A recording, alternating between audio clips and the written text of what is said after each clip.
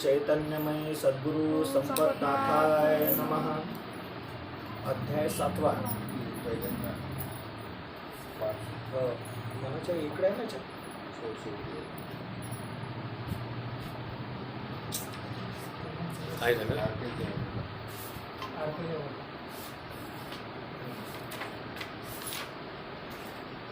श्री सद्गुरुचे स्तवन।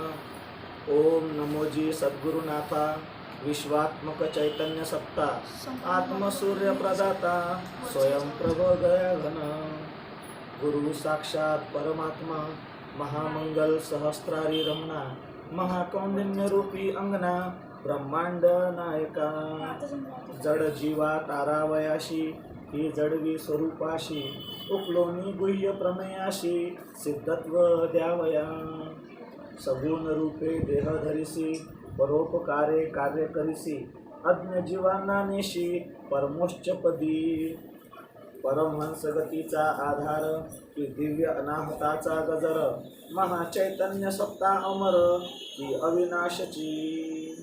श्री सद्गुरु संपतनाथ बाबा की जय।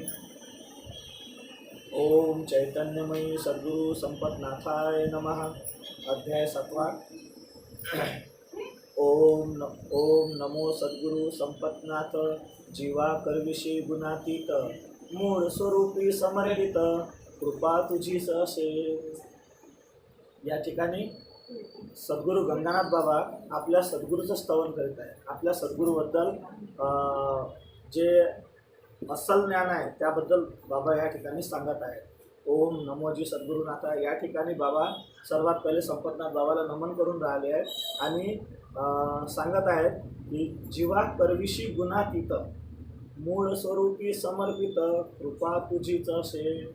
म्हणजेच हे सद्गुरुनाथा, तुमच्यामुळे जीवा करविषी गुणातीत, जो जीव सर्व गुणांमध्ये अटकलेला आहे, ज्या ज्या गुणांमध्ये अटकला आहे, ज्या त्रिगुणांमध्ये अटकलेला आहे, त्या जीवाला तू काढणारा हे सद्गुरू, तुझ्यामध्येच ते सामर्थ्य आहे। मूळ स्वरूपी समर्पित, कृपा तुझीच असे। तुझ्या कृपेमुळे मूळ स्वरूपी समर्पित, म्हणजे आपण मूळ स्वरूप आहोत, म्हणजे आपणच तो परमात्मा परमेश्वर आहोत, परंतु अज्ञानवश आपण जे काही आपलं विस्मरण झालं, त्या विस्मरण झाल्यामुळे आपल्याला जे आपलं मूळ स्वरूप आहे त्यामध्ये समर्पित करण्याचं सर्व कार्य हे सद्गुरुनाथा तुमच्यामुळेच होते, घडते। तुमची कृपा असल्याशिवाय हे काहीच होऊ शकत नाही। म्हणजे सद्गुरुनाथा तुमच्यामुळेच आम्हाला आमचं मूळ स्वरूप जे आहे ते समजते। निज पदाचे विस्मरण, जडे जीवाशी बद्धपण, तया द्यावया शिवपण, जन्म हेतू असे तुझा। निज पदाचे विस्मरण। आता निजपद म्हणजे नेमकं काय आहे बा, की आपण कोण आहोत। सर्वात पहिले याची जाणीव जे आपल्याला जर कोणी करून देत असेल या जगामध्ये, तर ते सद्गुरुनाथा तुमच्याशिवाय कोणीच नाही। कारण की मीच तो परमात्मा, परमपरमात्मा हे तुम्ही आम्हाला सांगितलं, परंतु नुसतं शब्दानच नाही, तर आपल्याकडून सर्व काही अनुभूतीयुक्त ज्ञान देऊन आपल्याला त्या अनुभूत करून ते आपल्याला त्या निज पदाचं स्मरण करून देतात। कारण जे काही अज्ञानवश आपल्याला विस्मरण झालेलं आहे, त्या विस्मरणाची आपल्याला आठवण करून देऊन त्याचं स्मरण घडून आणतात। आणि जो बद्धपण, जो जीव आपला या बद्धतेत अटकलेला आहे, या संसार या मायेमध्ये जो अटकलेला आहे, या मायेतून आपल्याला ते काढतात। तया द्यावया शिवपणा, म्हणजे मूळ परमात्म्यामध्ये आपल्याला समर्पित करण्यासाठी सद्गुरूच्या कृपेनं आपला हा जो जीव आहे हा उद्धार पावते। आणि याकरिताच की हा उद्देश आमच्यासाठी तुम्ही या धर्तीवर जन्म घेतलेला आहे। जन्म हेतू असे तुझा, म्हणजे सद्गुरुनाथा तुमचा जो जन्म आहे तो आमच्या सर्व शिष्यांच्या उद्धारासाठी झालेला आहे। म्हणून हे सद्गुरुनाथा मी आपल्याला नमन करतो आहे। तुझ्या कृपेचा परिणाम होई निज पदाचे स्मरण, जेणे सहस्रारात रमण, होई सतशिष्यांची। मग तुझ्या कृपेचा परिणाम काय होते बा, तुमची जेव्हा कृपा होते तर त्या कृपेचा परिणाम म्हणजे नेमकं काय, तर होई निज पदाचे स्मरण। जे आताच आपण जे बोललो की आपण जे स्वतःला जे भुललो आहे की मी कोण आहे, मी नेमकं आहे तरी कोण, मी कसं झालं या संसाराच्या या आवाक्यात अडकून स्वतःला मी मन बुद्धीची एकरूप करून घेतलं आणि आपल्याला ते समजून घेतलं की मी या शिवापासून वेगळा आहो आणि मी हा जीव म्हणून स्वतःला समजून राहिलो। हे जे माझं निष्पद मी जे हरपलं माझं याचं स्मरण तुमच्यामुळे होते. आणि जेणे सहस्त्रारात रमण, म्हणजे सहस्त्रार काय आहे? तर सहस्त्रार हे आपल्या सद्गुरूचंच ठिकाण आहे. सहस्त्रार म्हणजे जिथं शिव असते, मग ते शिव जिथं राहतो त्याला सहस्त्रार म्हणतात. आणि शिव राहतो म्हणजे कोण? आपणच. सद्गुरूच त्या ठिकाणी राहतात. म्हणजे त्रिकुटीपासून तर सहस्त्रारापर्यंत जे मंडळ आहे त्या मंडळातलं सहस्त्रारावर शिवाचं स्थान आहे. आणि त्या शिवाच्या स्थानावर आपल्याला जर कोणी पोचून देत असेल तर ते फक्त सद्गुरूच. होई सतशिष्यांचे, काय म्हणतात? होई निष्पदाचे स्मरण, जेणे सहस्त्रारात रमण, होई सतशिष्यांचे. या ठिकाणी सतशिष्य म्हटलं आहे. म्हणजे जो सद्गुरूचा सत्य शिष्य आहे, जो सद्गुरूच्या सर्व ज्ञानावर सद्गुरूला खरं समजून, सद्गुरू सर्वात पहिलं सद्गुरू समजून घेण्याची गरज आहे की सद्गुरू कोण आहे. तर सद्गुरू कोण? की जे आपल्याला आपल्या परमपदाशी एकरूप करतात. असे जे साक्षात्कारी व्यक्ती असतात तेच आपले सद्गुरू असतात. नाहीतर आपण जर फिरत बसलो तर खूप काहीतरी गुरु सद्गुरू आपल्याला मिळते, परंतु जेणे सहस्त्रारात रमण, जे सद्गुरू आपल्याला त्या सहस्त्रारात मिळून टाकतात तेच फक्त सद्गुरू. मग असे सद्गुरू हे संपत नाही बाबा, असे सद्गुरू तुम्ही या. म्हणून तुम्हाला आम्ही काय करतोय? नमन करतोय. परम उद्देशाची प्राप्ती तुझविन न निश्चिती, ज्ञानयुक्त पराभक्ती होई तव कृपेने. परम उद्देशाची प्राप्ती. मग आपल्याला सर्वात पहिले समजलं पाहिजे की आपला उद्देश काय. जन्म तर घेतला, बचपनापासून आपण लहानपणापासून या मायेच्या बाजारामध्ये हिंडतो राहतो. मग आपल्याला आपला जे परम उद्देश आहे हेच माहीत नसते. मग आपल्याला जो परम उद्देश आहे तो आहे या बंधनातून आपल्याला मुक्त होणे आहे, म्हणजे मोक्ष पदाला जाणे आहे. खरं तर मोक्ष नावाची कोणती वस्तूच नाही. मोक्ष म्हणजे काय हेच नाही माहीत. तर आपण ज्या काही या संसाराच्या या अज्ञानवश अटकलेलो आहे याच्यातून बाहेर काढण्याचं काम सद्गुरू करतात. आणि जन्म मरणाचा जो आपल्यावर फेरा आणून टाकला आहे, एक योनी कोटी कोटी फेरा, तेव्हा लागे वारा मानवाचा. तेव्हा कुठं आपल्याला मानव जन्म भेटला. आणि अजूनही जर आपण खरं ज्ञान जर संपादित केलं नाही तर आपण आताही त्या उद्देशाला मुकणार, जो आपला परम उद्देश आहे. म्हणजे परम उद्देश कोणता? की हा जन्म मरणाचा फेरा आपला वाचला पाहिजे. आता पुढे जन्म नको.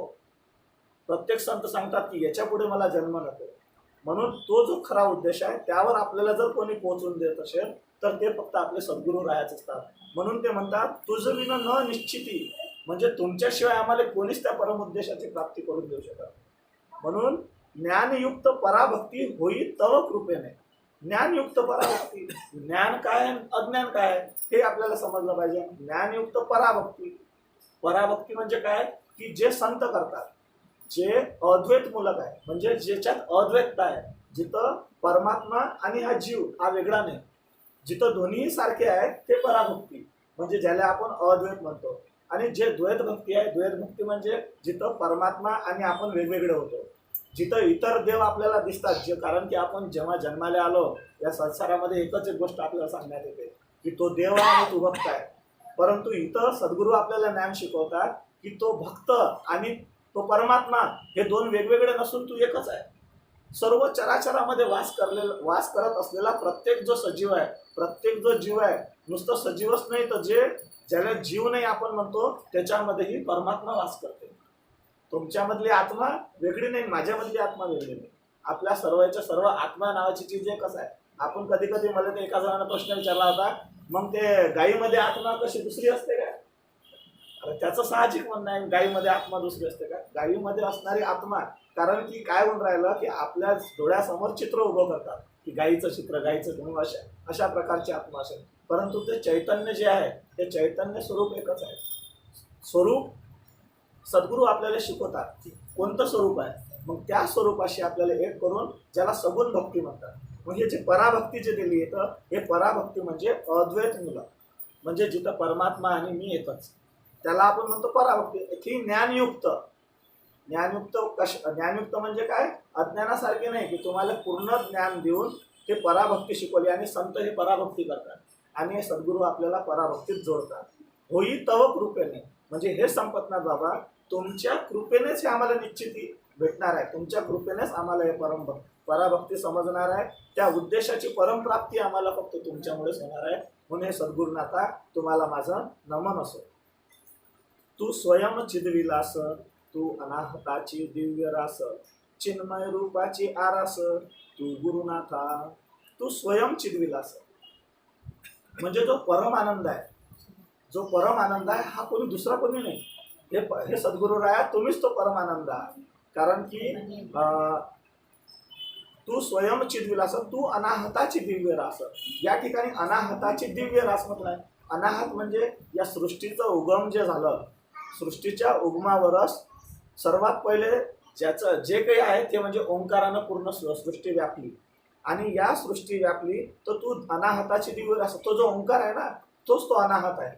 आणि त्याची दिव्य रास म्हणजे रास म्हणजे ढीग, खूप मोठा ढीग. आणि या चराचरामध्ये फक्त एकच एक स्वरूप आहे, एकच एक गोष्ट आहे, ते आहे अनाहत. आणि तो आहे प्रणव. ज्याला प्रणव म्हणतात, ज्याला ओंकार म्हणतात, तो तूच, तो ओंकारही तूच आहेस. त्याचा ढीग आहेस तू, एवढा मोठा तू आहेस. म्हणजे हे सद्गुरुनाथा तुमचं वर्णनही नाही करू शकत नाही, कारण शब्दांना वर्णन होण्यासारखी गोष्ट नाही आहे. म्हणून ते म्हणतात तू अनाहताची दिव्य रास, चिन्मय रूपाची आरास, तू गुरुनाथा. चिन्मय रूपाची आरास म्हणजे चिन्मय रूपाची आरास, चिन्मय ज्याला आपण म्हणू प्रकाश स्वरूप म्हणू एखादं, म्हणजे अशा हे जे चिन्मय रूपाची आरास म्हणजे त्याचं रूप सांगितलं त्यानं की असं दिव्य रूप आहे, असं दिव्य रूप आहे जे आपण पाहूही शकत नाही, आपल्यामध्ये ताकदही नाही ते पाहण्याची. असं दिव्य रूप, असं दिव्य रूपाची तू आरास आहे, म्हणजे ढिगच ढिग आहे. असा तू आहेस, असा तू सद्गुरुनाथा तू आहेस. तुझ नमो परमानंदा, चिन्मय रूपा अद्वैत छंदा, तू निरंजन सुखकंदा, आराध्य रूपा. तुझं नमो परमानंदा. म्हणून हे सद्गुरुनाथा तुला मी नमन करतो आहे. चिन्मय रूप अद्वैत छंदा म्हणजे आपण जे आताच वर्णन केलं की तुमचं रूप कसं आहे, चिन्मय रूप आहे, अद्वैत आहे, तुम्ही अद्वैत आहात. असे तू निरंजन सुखकंदा, तूच तो निरंजन आहेस. म्हणजे जिथं आता त्याच्याशी वर्णन कोणाचंच आपण करू शकत नाही. म्हणजे एकच एक जे परमतत्व आहे ते परमतत्व म्हणजे हे सद्गुरुनाथा तुम्ही आहात. असे आराध्य रूपा, चिदाकाशी गुंजारव, अनाहत वेणूची रव, विश्वा माझी एकमेव, तू आद्य स्पंदन. चिदाकाशी गुंजारव म्हणजे चित्ताचा आकाश. चिदाकाशी, चित्ताचा आकाश म्हणजे त्रिकुटापासून जर आपण आता इथं सर्व सद्गुरूचे हे आहेत, चित्तापासून सहस्रारापर्यंत 5 आकाशाचं वर्णन केलं आहे, पंच आकाश. त्या 5 आकाशामध्ये पंच आकाश गुंजारव म्हणजे तो जो गुंज आहे, कशाची, अनाहताची गुंज आहे, ते गुंज आहे. चिदाकाशी म्हणजे पूर्ण त्या आकाशामध्ये ते पूर्ण फैललेले आहे, ते पूर्णचे पूर्ण तेच आहे. अनाहत वेणूची रव, विश्वा माझी एकमेव, तू आद्यस्पंद. अनाहत वेणूची रव, वेणूची रव म्हणजे वेणू जो आपला वाद्य आहे, त्या वेणूचा आवाज म्हणजे असा पूर्ण विश्वामध्ये पूर्ण पसरलेला आहे. तोच ते तरंग जे आहे, ते तरंग म्हणजे दुसरं कोणी नसून हे तूच तू आहे. आणि तू आद्यस्पंदन, विश्वाची निर्मिती ज्याला म्हणतो आपण, प्रकृती आणि मूळ पुरुष ज्याला म्हणू आपण, तर या हे जे आहे हे कोणीच नसून तो ओंकार, हे दुसरं कोणी नसून हे सद्गुरुनाथा तुम्हीच आहात. तू आद्यस्पंदन, तू नादरूप ज्योतिरूप, तू अलक्ष साक्षीरूप, शुद्ध चित्ताचे स्वरूप, माझ्या संपतनाथा, तू नादरूप ज्योतिरूप. म्हणजे इथं सद्गुरुनाथाचं वर्णन चालू आहे. सद्गुरुनाथ म्हणजेच परमात्मा, आणि परमात्म्याचं वर्णन करताना, सद्गुरूचं वर्णन करताना कशा कशा प्रकारचं करू, शब्द नाही म्हणजे कोणते शब्द कमी पडतात. तर इथं तू नादरूप ज्योतिरूप म्हणजेच तो जो नाद आहे, ज्याला आपण 2 रूप म्हटलेले आहे की बा सद्गुरूचं खरं रूप म्हणजे काय, एक तर नाद स्वरूप किंवा प्रकाश रूप. तर हे जे कोणी असेल तर हे कोणी दुसरं नसेल, तर फक्त तूच तू आहे. तू अलक्ष साक्षी रूप, ज्याच्यावर लक्ष लागत नाही, अलक्ष, तुमच्यासारखं कोणीच नाही. असे कोण आहेत, फक्त तुम्हीच तुम्ही आहात. आणि या सर्वेचे साक्षी आहात तुम्ही. हे जे सर्व प्रकृती आहे याचे साक्षी, कारण याच्या मागं कोणीतरी एक आहे, आणि तो जो एक आहे ना तोच परमात्मा आहे, तोच सद्गुरू आहे, दुसरा कोणीच नाही. शुद्ध चित्ताचे स्वरूप माझ्या संपतनाथा. शुद्ध चित्तास्वरूप म्हणजे असे हे संपतनाथ बाबा तुम्ही सर्व काही आहात. म्हणून संपतनाथ बाबा मी तुम्हाला नमन करत आहोत. त्याच्यानंतर म्हणतात बाबा, द्रष्टारूप चैतन्य तव सत्तेचे परिणाम, होय तव संगतीनं जीव सद्गतीत कृतार्थ. दृष्टारूप चैतन्य तव सत्तेचे परिणाम, होई तव संगतीनं जीव सद्गतीस कृता, म्हणजे तुमच्या संगतीमुळे, तुमचा अनुग्रह घेतल्यामुळे, तुमचा शिष्य झाल्यामुळे हे जे सर्व हे जे सर्व काही आम्हाला तुमच्यामुळे लाभणार आहे.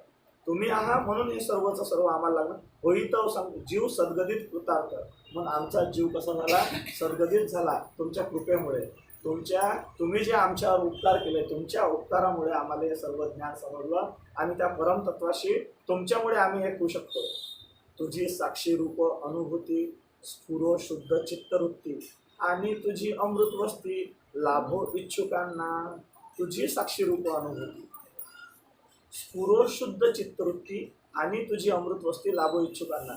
जे जे तुमचे इच्छुक आहेत, जे जे तुम्हाला तुमच्याजवळ येणारे आहेत, या सर्वांना हे जे सर्व अनुभूती आहे की तुम्ही चराचरामध्ये कसे वास करता, तुम्ही कसे आहात, तुमचं स्वरूप कसं आहे, तुम्ही कोण आहात, सो मी कोण आहे, हे सर्वच्या सर्व जर काही होत असेल तर हे सर्वच्या सर्व इच्छा त्या इच्छुकांची तुमच्यामुळे पूर्ण होते. लाभोस तो इच्छुकांना. गंगानाथ बाबा सांगत आहे संपतनाथ बाबाला की जे काही इच्छुक लोक येतील, जे कोणी भक्त तुमच्या जवळ येईल, या सर्वांची इच्छा कशी झाली पाहिजे? पूर्ण झाली पाहिजे. कशामुळे? तुमच्या कृपेमुळे, तुमच्या संगतीनं. स्फुरो शुद्ध चित्तवृत्ती, त्यांच्यामध्ये त्यांचं चित्त कसं झालं पाहिजे? शुद्ध झालं पाहिजे प्रत्येकाचं. सुखी नेत्राचा नेत्रपणा, नांदो प्रकाश चिदगगना, अंतकरणातील मौना, सांभाळावे माय बापा. सुखी नेत्राचा नेत्रपणा. सुखी नेत्र म्हटले आहे तसा. या संसारामध्ये फक्त दुःखच दुःख भरलेलं आहे, पूर्णच्या पूर्ण दुःख, दुःखाशिवाय काहीच नाही. मग इथं बाबा म्हणतात की सुखी नेत्राचा नेत्रपणा, म्हणजे जे सुख आहे, मग खरं जे सुख आहे, या सुखाची जे आपल्याला अनुभूती आली आहे, तर हे जे अनुभूती आहे, नांदो प्रकाश चिदगगना, तर हा कुठं असला पाहिजे? आपल्या आतमध्ये तो नांदला पाहिजे.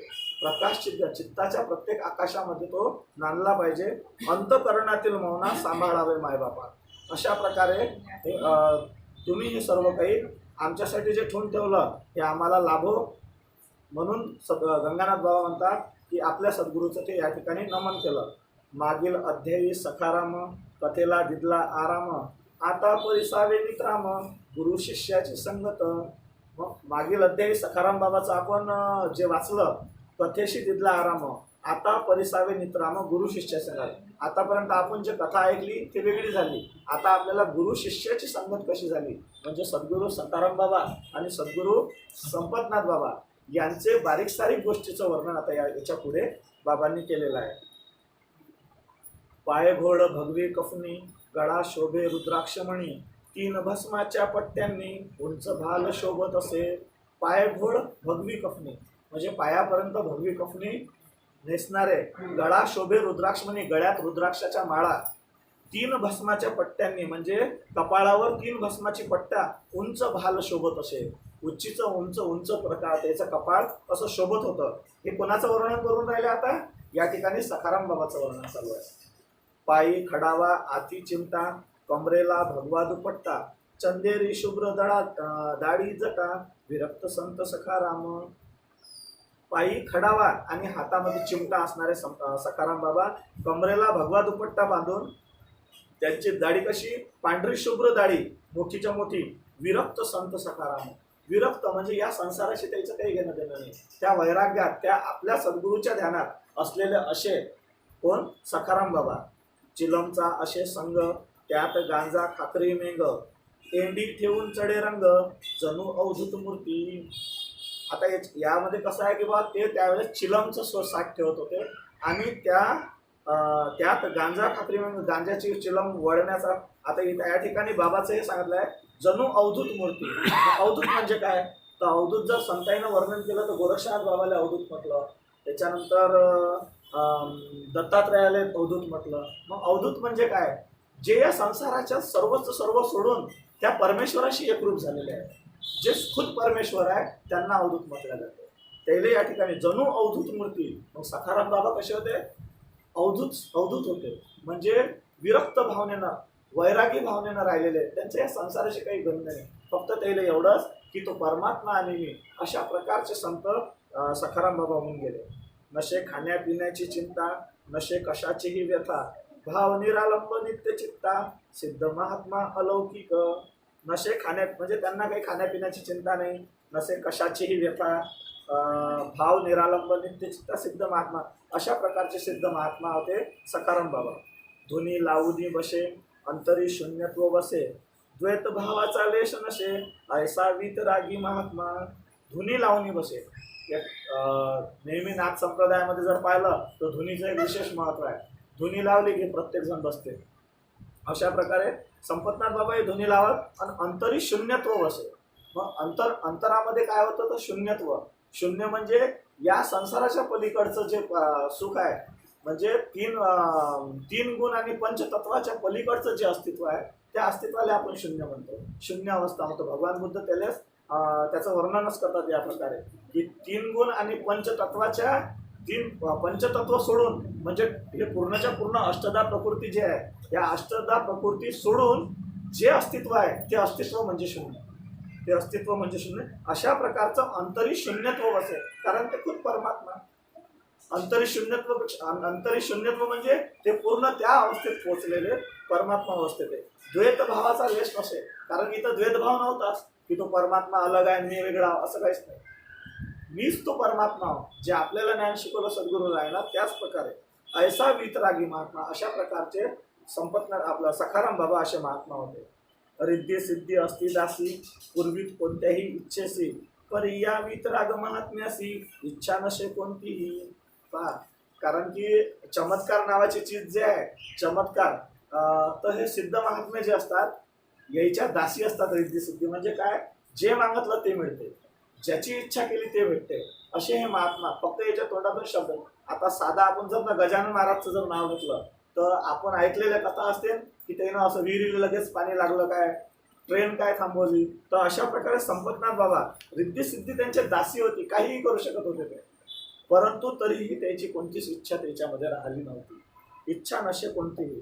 दिली भिक्षा खायची अन्नथा राहे तैसेची नव्हती चिंता तान भुकेची स्वरूपी तल्लीन असे.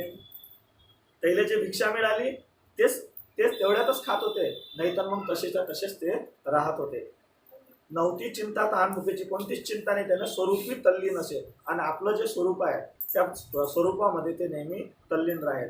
ऐसा हा सत्य अवधूत पात्र शिष्य संपतनाथ धेनू वत्स जैसे राहत हे सिद्ध ऋषी. आणि अशा ऐसा हा सत्य अवधूत, अशा प्रकारे आपलं सखाराम बाबासोबत जे पात्र शिष्य होते त्याचे संपतनाथ, म्हणजे संपतनाथ बाबा आणि सखाराम बाबा कशा प्रकारे राहत, धेनू वत्स जैसे राहत. धेनू वत्स म्हणजे गाय आणि वासरू. गाय वासरू जसे राहत एकामेकासोबत, गाय हे वासरूशिवाय राहू शकत नाही. गाईजवळ जर वासरू नसलं तर भिरभीर पाहिजे कधी येते माझ्या वासरू जवळ. अशा प्रकारचं सखाराम बाबा आणि संपतनाथ बाबाचं नातं होतं. नित्य आणि शिदोरी खाण्यापिण्याची सोय करी सेवा धर्म आचरी सतशिष्य संपतनाथ. म्हणजे संपतनाथ बाबा होते. संपतनाथ बाबा काय करत की नेहमी आपल्या गुरुची शिदोरीची चिंता ठेवत. दररोज शिदोरी आणत, नित्य आणि रोज शिदोरी आणत आणि त्याच्या खाण्यापिण्याची सर्व सोय आणि सेवा धर्म जो असते, जो सद्गुरूची आपण जशी सेवा केली पाहिजे तशी पूर्ण सेवा, पूर्ण त्याचा सेवा करत ते. लोक येती दुरून घेती योग्याचे दर्शन मनी सुखाचा हेत धरून संकल्प पुरा होत असे. लोक दुरून आहेत, कारण की जिथं लोकाईले काय पाहिजे, संसाराचं सुख. संसाराचं सुखसाठी कुठेही सापडो ना, कोणत्याही सिद्ध ऋषी दिसला की त्याच्यापाशी गर्दी करतात. तसेच लोक दुरून आहेत आणि सखाराम बाबाचं दर्शन घेत आणि जे मनात इच्छा केली ते त्याची पुरीच्या पुरी संकल्प पुरा होत असे. आणि सुखाचा जो हेत धरून येत, म्हणजे सुखाचा जो उद्देशाने येत ते संसार सुखाच्या, तो उद्देशही बाबाच्या फक्त पाया लागल्यानं बाबा पूर्ण करून देत. कधी दारूची आवडी, कधी मांसाहार गोळी, अलिप्तता अंतरी जोडी नवमानी बंधन. कधी दारूची आवडी, कधी मांसाहार गोळी. हा प्रश्न जर आपण पाहिला तर खूपच गहरा दिसते की ते कधी दारूची आवडी, कधी मांसाहारी गोळी, अलिप्तता अंतरी जोडी न मानी बंधन. म्हणजे दारूची त्याले कोणतं बंधन नाही तर कोणत्या मांसाचं बंधन नाही, कारण हे सर्व प्रकृतीचाच भाव आहे आणि प्रत्येक जीव जीवाले कोण जगून राहिला. अशा पद्धतीचं ते या गोष्टीची काही घेणं देणं नव्हतं. जरी ह्या गोष्टी त्याच्या जवळ आला की या किंवा हे खाल्लं नाही पाहिजे, ते पेलं नाही पाहिजे, याच्याशी काही संबंध नाही. तर अलिप्तता अंतरी जोडी न मानी बंधन. मात्र ते त्या परमेश्वराशी एकरूप राहण्याचं जे साधन आहे त्याच्यामध्ये लीन राहत. मान्य रूढीचा आचार सिद्धासन नसे स्वीकार. म्हणा येई तो व्यवहार नसे परवा लोकेशनाची. त्यांना लोकेशनाची म्हणजे प्रसिद्धीची काही घेणं देणंच नव्हतं. लोकांना त्यानं मानो अगर न मानो, जो माणूस स्वतः परमात्म्यामध्ये लीन आहे त्याला या जे संसारी लोक आहेत या लोकांना पाहून तर कीव वाटते की काय करून राहिले तुम्ही आणि काय माझ्याजवळ अपेक्षा करून राहिले. म्हणून मग त्याला ते हे लोक सोडून दूर जातात आणि लोक त्याच्या जवळ जातात. म्हणजे त्याला याच्याशी काही घेणं नाही की मला ओळखलं पाहिजे, माया काही हे सत्कार झाला पाहिजे, की माया काही नाव झालं पाहिजे, एखाद्या रथातून मग यात्रा काढली पाहिजे, असं काहीच घेणं नाही. असे सखाराम बाबा असे होते. सिद्धांचा बाह्य आचार जसे मद्य आणि मांसाहार काही राहिती दूर दूर रूढी संमत लोक. आता जर आपण इतर लोकांचे जर पाहिलं तर इतर लोक दारू आणि मसाले हे समजतात की किती खराब गोष्ट आहे, याच्यापासून दूर राहिलं पाहिजे, याच्यामुळे आपले आचार विचार बिघडतात. दारू मांस वर्ज्य आहे प्रत्येक पंथामध्ये किंवा कुठेही गेलं तर वर्ज्य आहे. परंतु या ठिकाणी जे होतं बाबाच्या ठिकाणी त्याला याच्याशी काहीच घेणं देणं नव्हतं. शुभाशुभाचा लवलेश नसे आसक्ती व द्वेष. सर्वानुभूती चैतन्य निवास ही अनुभूती सर्वदा. शुभाशुभाचा शुभ होते, कोणती गोष्ट अशुभ होते. जसं आपण पाहतो मांजर आळवी गेली की जमत नाही, आपलं अशुभ कार्य होईल. याच्याशी काहीच घेणं देणं. अंधश्रद्धा कितीतरी दूर सारून टाकली होते. अंधश्रद्धेचा लवलेश आहे काय घेणं देणं अंधश्रद्धेशी. कारण की जे खरे श्रद्धा ज्याला माहीत आहे त्याला अंधश्रद्धेचा प्रश्नच निर्माण होत नाही. अशा प्रकारचे नसे आसक्ती व द्वेष सर्वानुभूती चैतन्य निवास ही अनुभूती सर्वदा. त्याला माहीत आहे की प्रत्येक ठिकाणी चैतन्य वास करते, प्रत्येकामध्ये चैतन्य आहे. जिथं चैतन्य आहे त्याला काय शुभ आणि अशुभ, प्रत्येक गोष्टच त्याला शुभ आहे, प्रत्येक ठिकाण शुभ आहे. कारण की प्रत्येक गोष्टीमध्ये प्रत्येक पदार्थामध्ये तो चैतन्य वास करून राहिला. पावसाळ्यात नदीला पूर येत असेच वारंवार चालती पाण्यावर सहज क्रीडा करती. पावसाळ्यात नदीला पूर ये आणि वारंवार येत असे आणि संपतनाथ बाबा आपला सखाराम बाबा पाण्यावर चालत. पोहायची गरज नाही, डायरेक्ट पाण्यावर चालण्याचं काम. सहज क्रीडा करते, सहज चालत ते, काहीच घेणं देत नाही. म्हणजे त्याला असं की आपल्याला जसं आपण पाय टाकला तर डुबून जाऊ, त्याला काहीच नाही. कारण सिद्ध जे झाले, जे सिद्ध महात्मे आहे त्याच्या हे चमत्कार हे क्षुल्लक आहे त्याच्यासाठी. आपल्या घडतात हे सर्वच्या सर्व. प्राकट्याची येई मजा होई प्रगट कुठे सहजा. असे होई भक्तीची या काजा धावनिया जात असे. असे होई भक्ताची या काजा. जेव्हा कुठं त्याचे जे शिष्य होते किंवा जे भक्त असेल तर त्याच्यासाठी ते कुठेही प्रगट होत डायरेक्ट. म्हणजे त्याला कोणा गाडीचं गरज नाही, बस मनात इच्छा केली तिथं, जिथं त्याची आठवण केली कोणा त्या ठिकाणी हजर होत. प्राकट्याची मजा होई प्रकट कुठेही सहजा, कुठेही ते चालले जात. कितीतरी ऐसे चमत्कार वर्णिता होई विस्तार. कथेचा असे उद्देश सार भवतारक ज्ञान प्राप्तीचा. कितीतरी चमत्कार आहे की जर हे चमत्कार लिहित बसलो तर खूप काहीतरी वर्णन करावं लागेल. परंतु या कथेचा जो उद्देश आहे तो आहे ज्ञान संपादन करणे. आणि तोही कशाचा? भवतारक ज्ञान प्राप्तीचा. म्हणजे जो हा कल्पनेचा जो पूर आपल्या आजूबाजूने पसरलेला आहे, कल्पनेचा जो भ्रम, हा जो भ्रम आपण पाळून ठेवलेला आहे की मला मुक्त व्हायचं आहे, या संसारामध्ये अटकाचं नाही आहे, याच्यातून बाहेर काढण्याचं जे ज्ञान आहे ते ज्ञान प्राप्तीचा उद्देश या ग्रंथानं आपल्याला दिलेला आहे. या ग्रंथात ते ज्ञान प्राप्तीचा उद्देश आहे. म्हणून गंगानाथ बाबा म्हणून राहिले की आता चला चमत्कार सोडा, पुढे चालू आपण.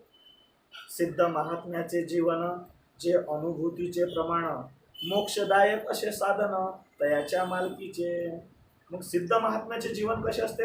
अनुभूतीचं प्रमाण, जे नुसतं अनुभूतीत असतं, फक्त अनुभूती, परमात्म्याची अनुभूती, परमात्म्याचं स्वरूप कसं आहे, माझं स्वरूप कसं आहे, याच्यामध्ये असतं. मोक्षदायक असे साधन तयाच्या मालकीचे, ज्याच्यामुळे मोक्ष मिळते, ज्याच्यामुळे मोक्ष होते, अशा प्रकारचं साधन साधनाचे मालक असतात. ते साधनाचे मालक असतात आणि ते सर्व आपल्याला देऊन आपल्याला सुद्धा त्या मुक्ततेच्या मार्गाने आपल्याला लावतात. याचसाठी कथाकथन हो मांगल्याचे वर्णन अज्ञान हो खरा सुज्ञान कथा स्वाद घेताना. म्हणून याच्यासाठीच कथा आपण या ठिकाणी करून राहिलो आहे की जेणेकरून प्रत्येकाचं मंगल हो आणि अज्ञान हो खरा सुज्ञान. जे अज्ञान जीव आहेत त्या जीवांना असली ज्ञान अस्सल ज्ञान समजलं पाहिजे आणि त्याचा भाव पार झाला पाहिजे. कथा स्वाद घेताना जे कथा ऐकून राहिले त्यांचं. या सिद्धांचे करता वर्णन येई शब्दा लघुपण तयाचे थोरपण उमजे मौना माझी. या सिद्धांचे करता वर्णन येई शब्दा लघु तयाचे म्हणजे असे सिद्ध महात्मा की याच्यासाठी शब्दही कमी पडतात. जे शब्द आहेत कशा पद्धतीने याचं वर्णन करावं ते कमी पडतात. त्याचा थोरपणा कशा कशा प्रकारे सांगू. सखारामाची नित्य संगत त्यात घडू लागले संपतनाथ सदा तत्पर सेवेत खंड पडे ना कधी. मग अशा प्रकारे त्यांच्यासोबत सखाराम बाबा आपला संपतनाथ बाबा नित्य रमू लागले आणि सदा तत्पर सेवेत खंड पडे कधीही त्यानं खंड पडू दिला नाही. नित्य त्याच्या सेवेमध्ये ते राहत. दिवसा करी कामधाम मिळेल त्याचे जेवढे दाम आणि निर्वाहाचे सामान सद्गुरुनाथासाठी. दिवसभर संपतनाथ बाबा काम करत. जेवढे पैसे भेटले त्याच्यामधून निर्वाहाचं सामान आणत सद्गुरुनाथांसाठी. म्हणजे जेणेकरून गुरु शिष्याचं चाललं पाहिजे अशा प्रकारे तेवढं काम करत आणि गुरु शिष्यासाठी ते करत. रात्रीही सद्गुरूसोबत ज्ञानचर्चा गर्द रंगत तयासी रजनीकांत पाहे उल्हासनी. या ठिकाणी रात्रीही सद्गुरू म्हणजे दिवसा कामाधामात आणि रात्रभर सद्गुरूसोबत ज्ञानचर्चा गर्द रंगत. आणि जेव्हा सद्गुरू आणि शिष्य बसतात आपण सारे सद्गुरूचे शिष्य त्याच्यानं आपल्याला सद्गुरूचं सर्व माहीत आहे की सद्गुरूसोबत बसल्यावर रात्र काय आणि दिवस काय कुठं चाललं जाते माहिती पडत नाही. तर अशा प्रकारे सद्गुरू संपतनाथ बाबा आणि सद्गुरू सखाराम बाबा दोघेही गर्द चर्चेत रंगत. आणि त्याचा साक्षी कोण होता. रजनीकांत म्हणजे चंद्रमा निसर्ग त्या ठिकाणी ते पाहून राहिले.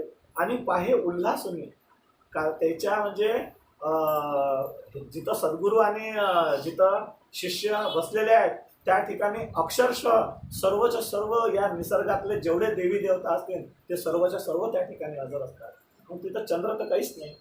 तेही ते त्या गोष्टी पाहतात की काय इथं ज्ञान चर्चा चालू आहे, काय मजा आहे, काय हे मौज आहे जे सांसारिक पुरुषाला समजत. नित्य रात्री जागा बदलती कधी पूर्णेच्या सांगाती कधी स्मशानी सन्निग्ध प्रेती संपतनाथ असती सवे. नित्य रात्री जागा बदलती एका जागेवर नाही. कधी इकडे कधी तिकडे. कधी पूर्णेच्या सांगाती होती तर पूर्णा नदी आहे जिथं सखाराम बाबा राहत त्या ठिकाणी संपतनाथ पूर्णा नदी आहे. त्या पूर्णा नदीच्या कधी सोबत तर कधी स्मशानी सन्निग्ध प्रेती म्हणजे जिथं प्रेत जळून राहिलं एखादं प्रेत जळून राहिलं त्या स्मशानात प्रेताचा जवळ बसत. कधी सन्निग्ध प्रेती संपतनाथ असते सगळे सखाराम बाबा आणि संपतनाथ बाबा दोघे सोबत. कधी हिवराच्या छायेखाली कधी चिंचेच्या खाली कधी निंब वृक्षाच्या खाली असे रात्रीची विश्रांती. कधी हिवराच्या झाडाखाली कधी चिंचेच्या खाली कधी निंबू वृक्षाच्या खाली अशा प्रकारे ते रात्रीची विश्रांती करत. व्याघ्रासनाचे आधृण एका दुपट्ट्याचे पांघरून विदेही परमहंसा समान अंतर्लीन साक्षी असे. एका दुपट्ट्याचे एक दुपट्टा टाकला की झालं त्याचं पांघरून.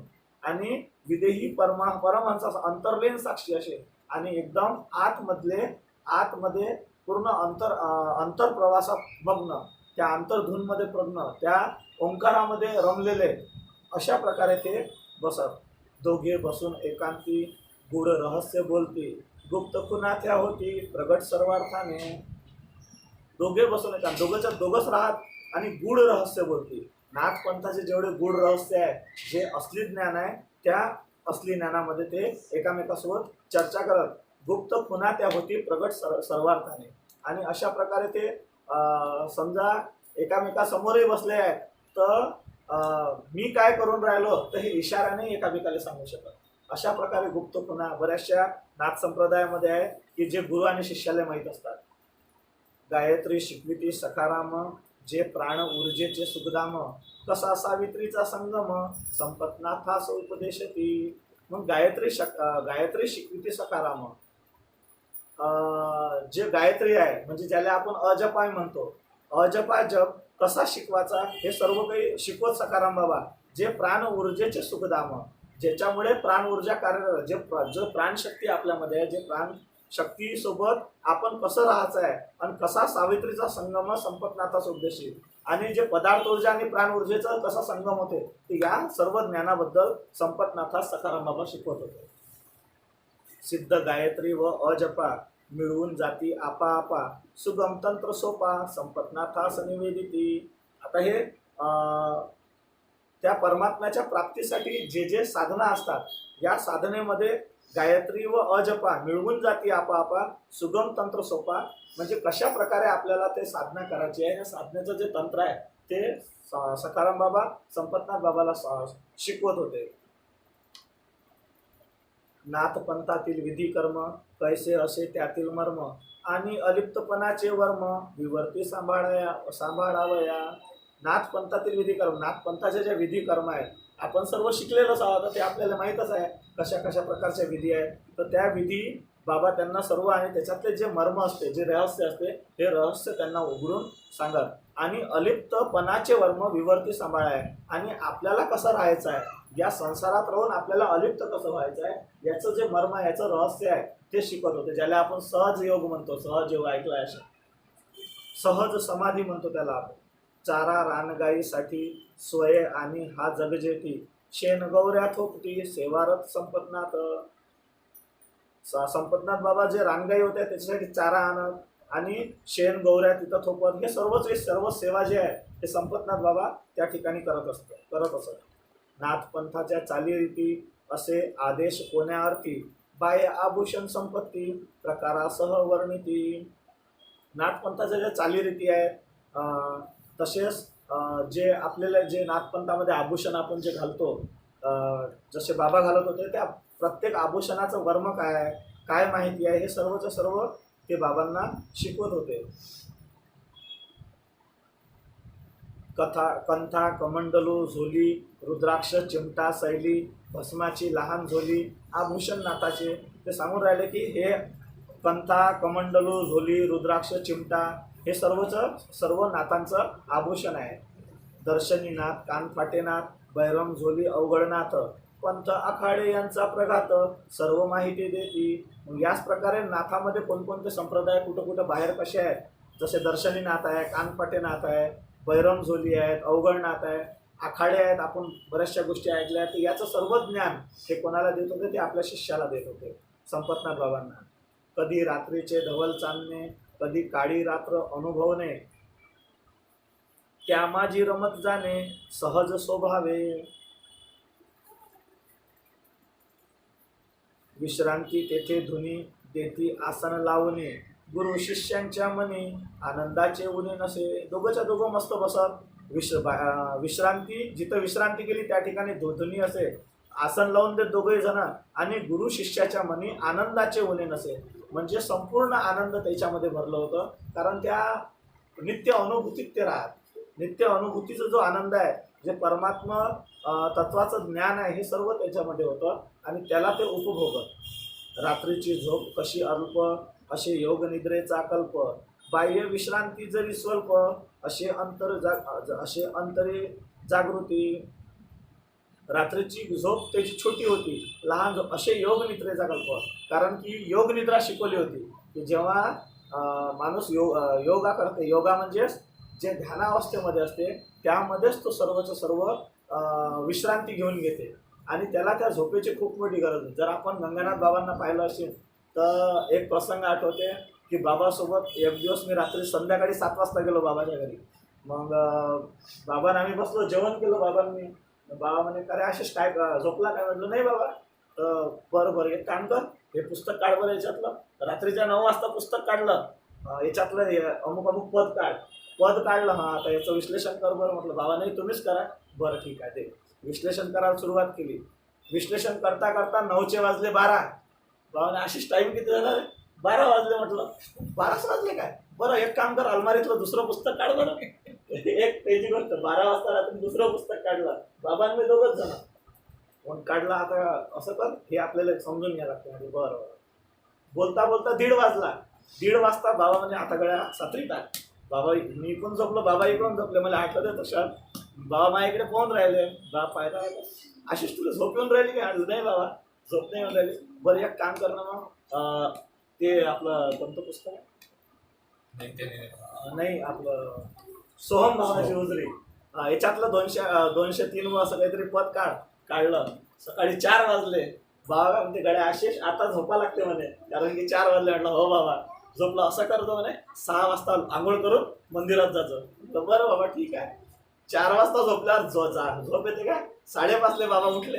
आशिष झोपला का? नाही बाबा झोप घ्या, पटकन आंघोळ करून जाय. तर अशी म्हणजे जे सिद्ध महात्मा असतात जसे गंगानाथ बाबा, झोपेची काही गरज नाही, काही आवश्यकता. ते आपल्यासाठी आपले बा याची झोप झाली पाहिजे म्हणून झोप गळ्यात थोडासा आहे, म्हणजे अशी काळजी करतात. म्हणजे अशी ते अल्पनिद्रेत असे अनुभव जेव्हा येतात आपल्याला शिकायला मिळते. आणि आपण सर्वांना घेतलेलेच आहेत ते अनुभव, की अशा पद्धतीनं. आणि हेच जे जीवन आहे ना, हेच प्रत्येक साधकाचं असलं पाहिजे. याची मजा बाहेर संसारिक लोकांना माहीत नाही. त्याला याच्यातला थोडासाही स्वाद माहीत नाही, म्हणून त्याला त्या सद्गुरूविषयीचं महत्त्व समजत नाही. मग रात्रीची झोप कशी अल्प, असे योग निद्राचा कल्प. बाह्य विश्रांती जरी स्वल्प, असे अंतरी जागृती.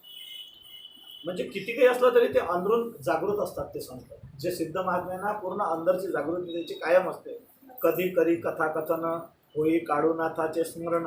गुरु भक्ताचे आर्त अंतकरण, स्मृती रूपे ओह विहरती. कधी करी कथाकथन.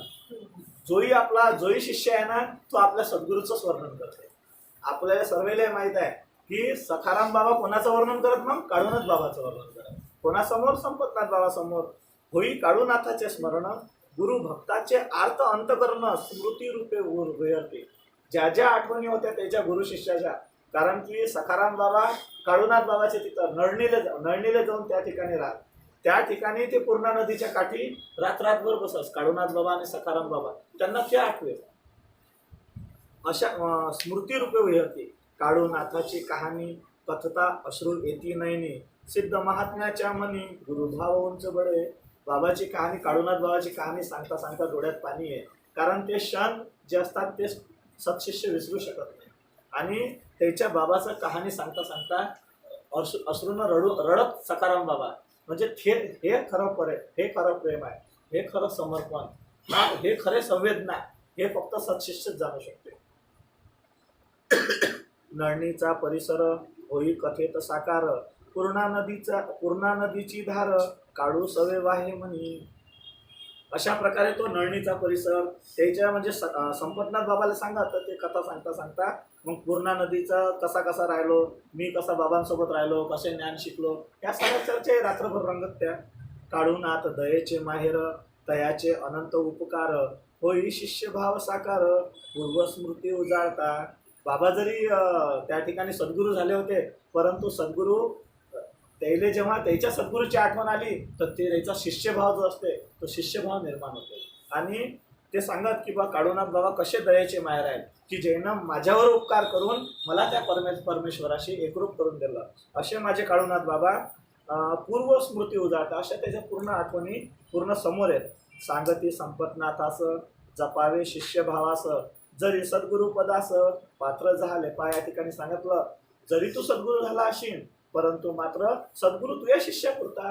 परंतु जेव्हा आपण आपल्या शिष्याच्या इकडे आलो, जराशे अलीकडे आलो, की आपला तो शिष्यभाव कायमचा असला पाहिजे. कारण आपण कधीच सद्गुरू नाही. खरे सद्गुरू जे आहे ते म्हणजे आपले ते परमात्मा. आणि आपण सर्वच्या सर्व शिष्यभावात जगलो पाहिजे. आणि या ठिकाणी कोणीच सद्गुरू नाही, सर्वच्या सर्व शिष्य आहे. जो शिष्य आहे तोच त्या पदाच्या लायकीचा, नाहीतर इतर शिष्य त्या पदाच्या लायकीचे. म्हणून म्हणतात ते सांगती संपत जपावे शिष्यभावास, जरी सद्गुरू पदास पात्र झाले. म्हणून जेव्हा संपतनाथ बाबा जेव्हा हे ज्ञान शिकवत, तर ते नेहमी फक्त ज्ञानापुरतच राहत आणि नंतर बिलकुल शिष्यभावात, दुसऱ्या भावातच नाही.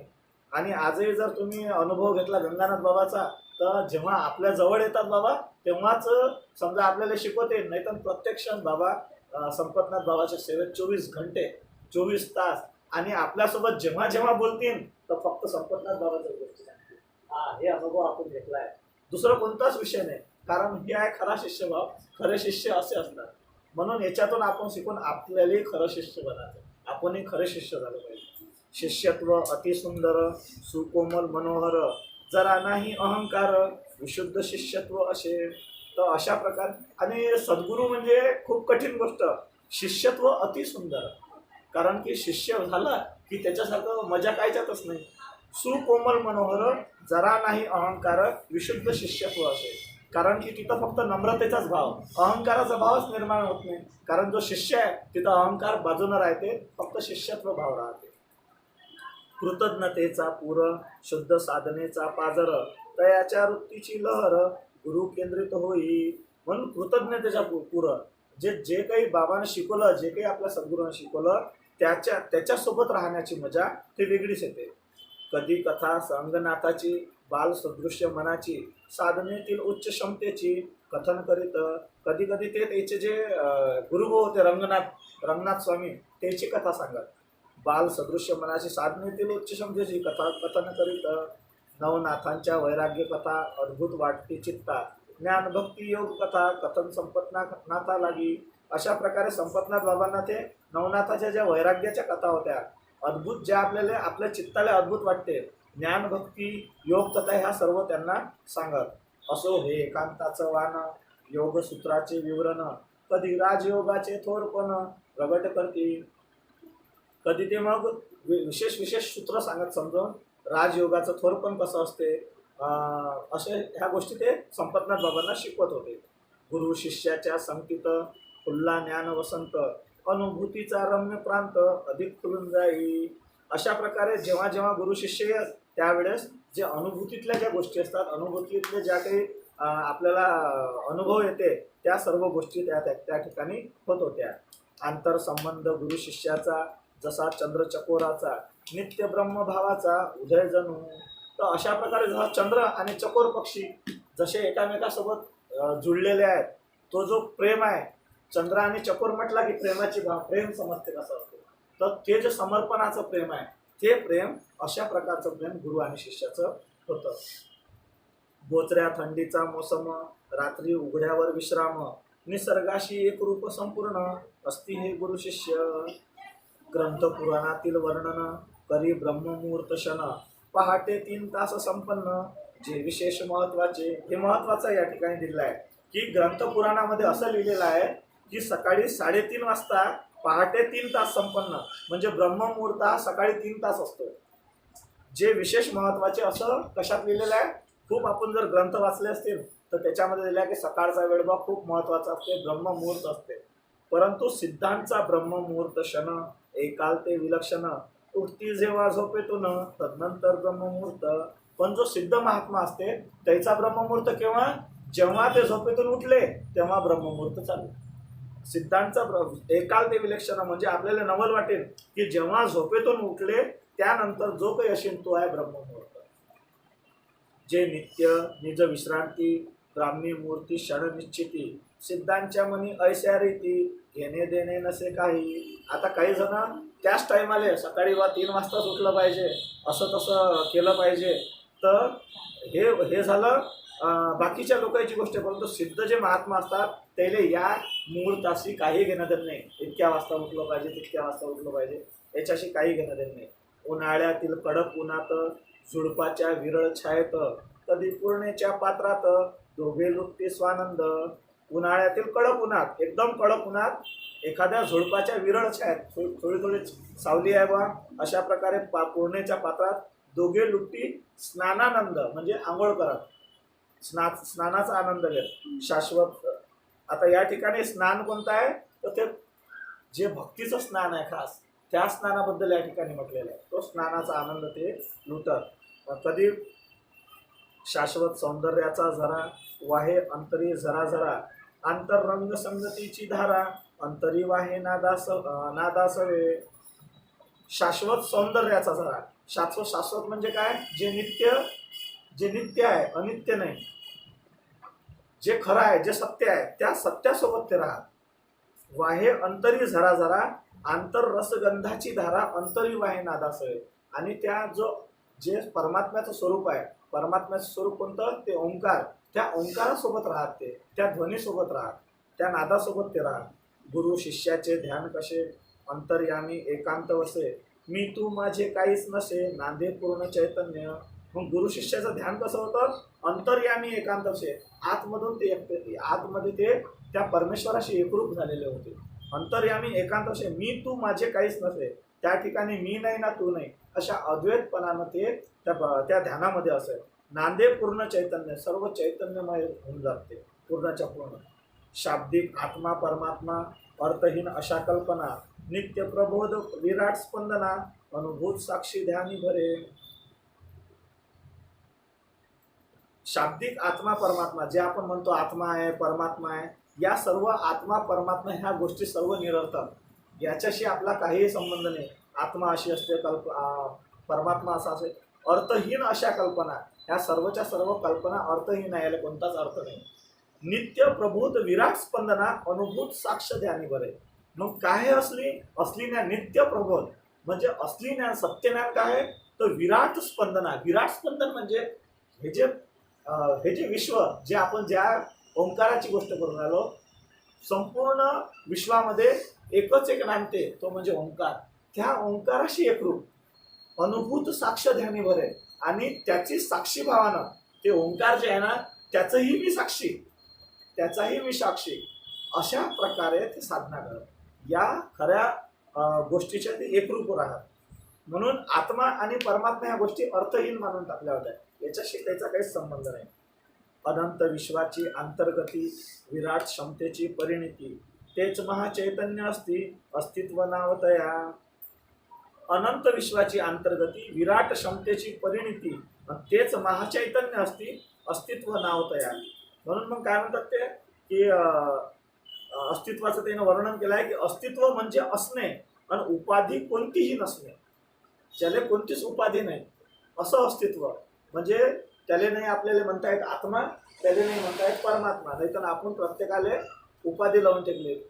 काय तर बा PSI होते बा, काय लावली? उपाधी. पोलीस होते बा, उपाधी. शिक्षक होते बा, उपाधी. याच्यात आपल्याला रंगवून ठेवलं. म्हणून मग याले काय, हे आत्मा होय, हे परमात्मा, प्रत्येक गोष्टीला उपाधी लावून ठेवली. या उपाध्याच्या वेगळे खरं अस्तित्व आहे. उपाधी काय म्हणतात ते, अस्तित्व म्हणजे असणे, सत्य, जे काही ओरिजिनल आहे, खरं आहे. उपाधी कोणती न, चित्त तेच चैतन्य होय, या नाव साधना. म्हणजे जे चित्त आहे ते चैतन्यामध्ये एकरूप होणे. चित्त म्हणजे काय? जीवदशा. जीवदशा शिवदशेचे एकरूप होणे, यालाच काय म्हणतात? साधना. हेच खरं त्या परतत्वाशी एकरूप होण्याचं साधन आहे. साधना म्हणजे जे येणं पहिले सांगितलं, अनुभूत साक्ष ध्यानी भरे, ओंकाराचाही साक्षी. ओंकाराचाही साक्षी जो आहे, यालाच साधना म्हणतात. साधना परिपक्व झाली, ती सिद्धत्वे शोभली, सहजता प्रगटली, अस्तित्व व्हावे. म्हणून मग तेव्हा काय झाली? साधना परिपक्व झाली, म्हणजे त्यानं साधना पूर्ण करून घेतली, पूर्ण मिळवून ती सिद्धत्वे शोभली, सहजता प्रगटली, अस्तित्व व्हावे. म्हणजे जेव्हा साधना परिपक्व होऊन जाते, साधण्याचा परिपक्व झाल्यानंतरचा तो व्यक्ती जो आहे, तो पूर्ण जेवढं आयुष्य जगते, तो त्या सहज समाधीत जगते. तो कोणतेही कार्य करत असेल, पण त्या कार्याचे परिणाम त्याच्यावर होत नसते, कारण की त्याला त्या विराटाशी तो एकरूप झाला. त्याला माहीत आहे, मी जे काही करून राहिलो याच्याशी माझा काही संबंध नाही, कारण मी हे नसून, हे प्रकृती मी नसून, मी काय आहो, मी तो परमपुरुष आहो, मी तो परमात्मा आहो, ते मूळ चैतन्य मीच आहो, ते महास्पंदन मीच आहो, हे त्यांना माहीत असते. आटले नियम व बंधन, त्याची क्रिया जे अकर्तेपण, निर्विषय त्याचे चिद्गगन, आणि स्वरूपे वर्ततो. या ठिकाणी सर्व त्याचे नियम बंधन सर्व आटून जातात. कोणतंच काही नियम उरत नाही, बंधन उरत नाही. नियम बंधन ह्या सांसारिक लोकांसाठी आहे, की बा नागपंचमी आहे तर चला नागाची पूजा करायला चालले, नागाची पूजा. पण खरा नाग कुठं आहे? काय नाग कोण्या नागाची गोष्ट करून राहिलो? हे प्रतीक कसे मांडले गेले, याच्याबद्दलचं खरं ज्ञान अजिबात नाही. अशा प्रकारे हे नियम या सांसारिक लोकांसाठी आहे, आपल्यासाठी नाही. आपण सद्गुरूचे शिष्य, आणि सद्गुरूचे शिष्य परमज्ञानी असतात. सत्शिष्य बनणं हे आपलं खरं ज्ञान आहे. संपतनाथ सखाराम, पूर्णे काठी कधी भ्रमण, गुरु शिष्य विश्राम, देई मना वाटे तिथे. अशा प्रकारे दोघेही जण पूर्णे काठी भ्रमण करत फिरत, आणि जिथं त्याला विश्राम करा वाटत त्या ठिकाणी विश्राम करत. पावल्या वेळी मनाची लहर, करून दावी चमत्कार, त्यातील उघड करी विचार, तंत्र कोणते दावी. पण जेव्हा त्याला वेळ भेटला, साधनेचा वेळ सोडून असा वेळ भेटला, गप्पा करता करता एखादा चमत्कार करत सखाराम बाबा. आणि चमत्कार केला की तो कसा केला हे संपतनाथ बाबाला शिकवत, की हे सर्व त्यातील उघड करी विचार, तंत्र कोणत्या तंत्राने केला. कोणती टेक्निक वापरली आणि या टेक्निकनं बाबा हा चमत्कार करून दाखवला. तर हे संपतनाथ बाबाला सर्व चमत्कार शिकवते. लगेच चमत्काराचे विश्लेषण पराविज्ञान हे कारण चमत्कारात न फसावे आपण ऐसे सांगती. लगेच ते चमत्कार कसा केला बा, पराविज्ञान हे कारण. जसं 50-60 वर्षा पहिले रिमोट नव्हता टीव्हीले, आता न जाऊन आपल्याला बटन दाबा लागेल. आणि त्याला जर त्यावेळेस कल्पना दिली असती की रिमोट असं असं दुरूनच करता येते, तर आपण त्याला हसलो असतो. म्हणून मग याच्या मागचं जे कारण आहे, याच्या मागचं जे विज्ञान आहे, ते बाबा त्याला समजून सांगा. ते म्हणजे पूर्णच्या पूर्ण सायंटिस्ट होते. कारण त्याने या विश्वाच्या अंदरचा प्रत्येक कणाचा अभ्यास केला होता की कोणापासून काय निर्मिती होते. आपण आता पाहतो सेल्स असे आहे, या सेल्सपासून हे ऑर्गन्स बनले, या ऑर्गन्सचं असं काम आहे, आज आपण पाहतो. परंतु त्याला पहिलेच ज्ञान होतं. तुकाराम महाराजांना त्याच्या साधनेमधून कितीतरी गोष्टी पहिलेच सांगून दिल्या होत्या की असं असं आहे. जे साधनेच्या त्या स्तरावर पोहोचून गेले आणि जेले विश्वाची निर्मिती कशी झाली हे आपले सायंटिस्ट अजूनही शोधू शकून नाही राहिले, ते त्यानं सांगितलं. अजूनपर्यंतही आपण तो जे तरंगानं हे सर्व पृथ्वी तयार झाली, हे अजूनही ते संशोधन चालू आहे.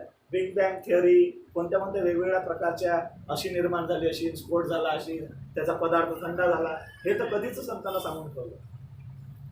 साधू दाविती चमत्कार, कार्य कारण सूत्र आकार, असे केल्याने असे होणार, हा नियम नीतीचा. मग अशा प्रकारे ते साधू चमत्कार करून दाखवलं की असं केल्यानं असं होते, असा चमत्कार होते. मग चमत्कारास नमस्कार हा लोकांचा व्यवहार, लोभासाठी लाचार, पायी घेतील वळण. मग चमत्काराला नमस्कार करणारे कोण आहेत की जे लोभी आहे, जेले काहीतरी पाहिजे, ते जातात चमत्कार असे. पायी घेतील लोळण, मग त्याच्या पायापाशी लोळण घेतात. आमचं झालं पाहिजे बाबा, व्हायचा बरं, मायापुराचं लग्न तुटलं पाहिजे, मायापुराला नोकरी लागली पाहिजे, मग मारे. त्याला काहीच घेणं देणं नाही बाकीचं, त्याला एवढ्या पुरतंच ते सर्व काही करतात. आणि एखाद्याला जर चमत्कार दाखवला की सारी गर्दीच गर्दी तिथं. सहज आपण गजानन महाराजच्या तिथं जाऊ तर फक्त चमत्कारामुळे तिथं लोक पोहोचतात की तिथं गेलं म्हणजे आपलं सारं झालं दुरुस्त. तर त्यानं दिलेल्या ज्ञानाशी काहीच संबंध नाही की जे आपल्याला त्या परमगतीला पोहोचणार आहे, जे परम उद्देशाची प्राप्ती आपल्याला करून त्याच्याशी काहीच घेणं देणं नाही. फक्त तिथं गेलं की आपलं दुःख दूर.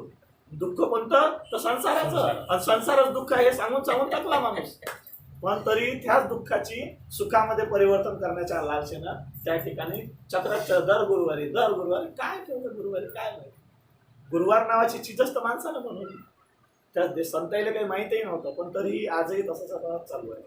खरं त्यालाच माहीतच नाही की तिथं जाऊन काय शिकलं पाहिजे, कशासाठी आपण गेलं पाहिजे. परंतु चमत्कारास नमस्कार हे झाली या लोकांची गती.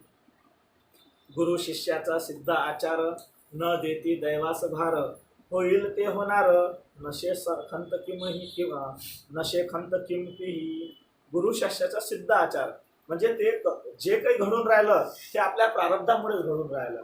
याच्यावर कोणाचा दोष नाही आहे. याच्यासाठी ते कोणा देवतावर याचा दोष नाही. होईल ते होणार, नशे खंत किमती, जे होईल ते होईल, म्हणजे कशाची खंत नाही. तर हे फक्त कोणाचा आचार, कोण असे आचरण करतात, फक्त जे सिद्ध पुरुष आहेत ते, बाकी इतर लोक नाही. शरीर पंचभूताच्या आश्रित, निसर्ग नियमे परिवर्तित, एक दिवस जाईल मातीत, हा निसर्ग नियम. म्हणून शरीर जे आहे पंचभूताचे आश्रित आहे, पंचभूतापासून बनलेला आहे आणि या पंचभूतामध्येच विलीन होणार आहे. म्हणजे मातीच आहे आणि मातीच होणार आहे. तर हा निसर्ग नियम संतांना माहीत असते. सिद्धांसाठी शरीर असे चैतन्यास आधार, जसे राहण्यास घर परी राहणारा वेगळा. म्हणून सिद्धांसाठी शरीर कसं आहे की जे त्याच्यामध्ये चैतन्य नांदतो आहे, त्याच्यामध्ये चैतन्य परमात्मा नांदतो आहे, त्याचा आधार म्हणजे शरीर. त्याचा आधार म्हणजे शरीर. जसे राहण्यास घर परी राहणारा वेगळा. जसं राहण्यासाठी हे जसे राहण्यास घर, जसे आपल्याला राहासाठी घर आहे, पण राहणारा कोण आहे, वेगळाच आहे त्या शरीरामध्ये. संपतनाथ विचार प्रश्न, ही माया म्हणजे कोण, जी बंधनास कारण आहे म्हणे. पायी तर खूप चांगला प्रश्न विचारला संपतनाथ बाबानं कोणाला, सखाराम बाबाला, की बाबा ही माया म्हणजे कोण. नाव ऐकतो माया माया माया माया. कोणती ते टी व्हीवर प्रवचन पाहत असताना माया म्हणजे काय, तर माया म्हणे ते बसलेली आहे. म्हणजे माया नावाची पोरगीच बसलेली होती, मग तिला माया.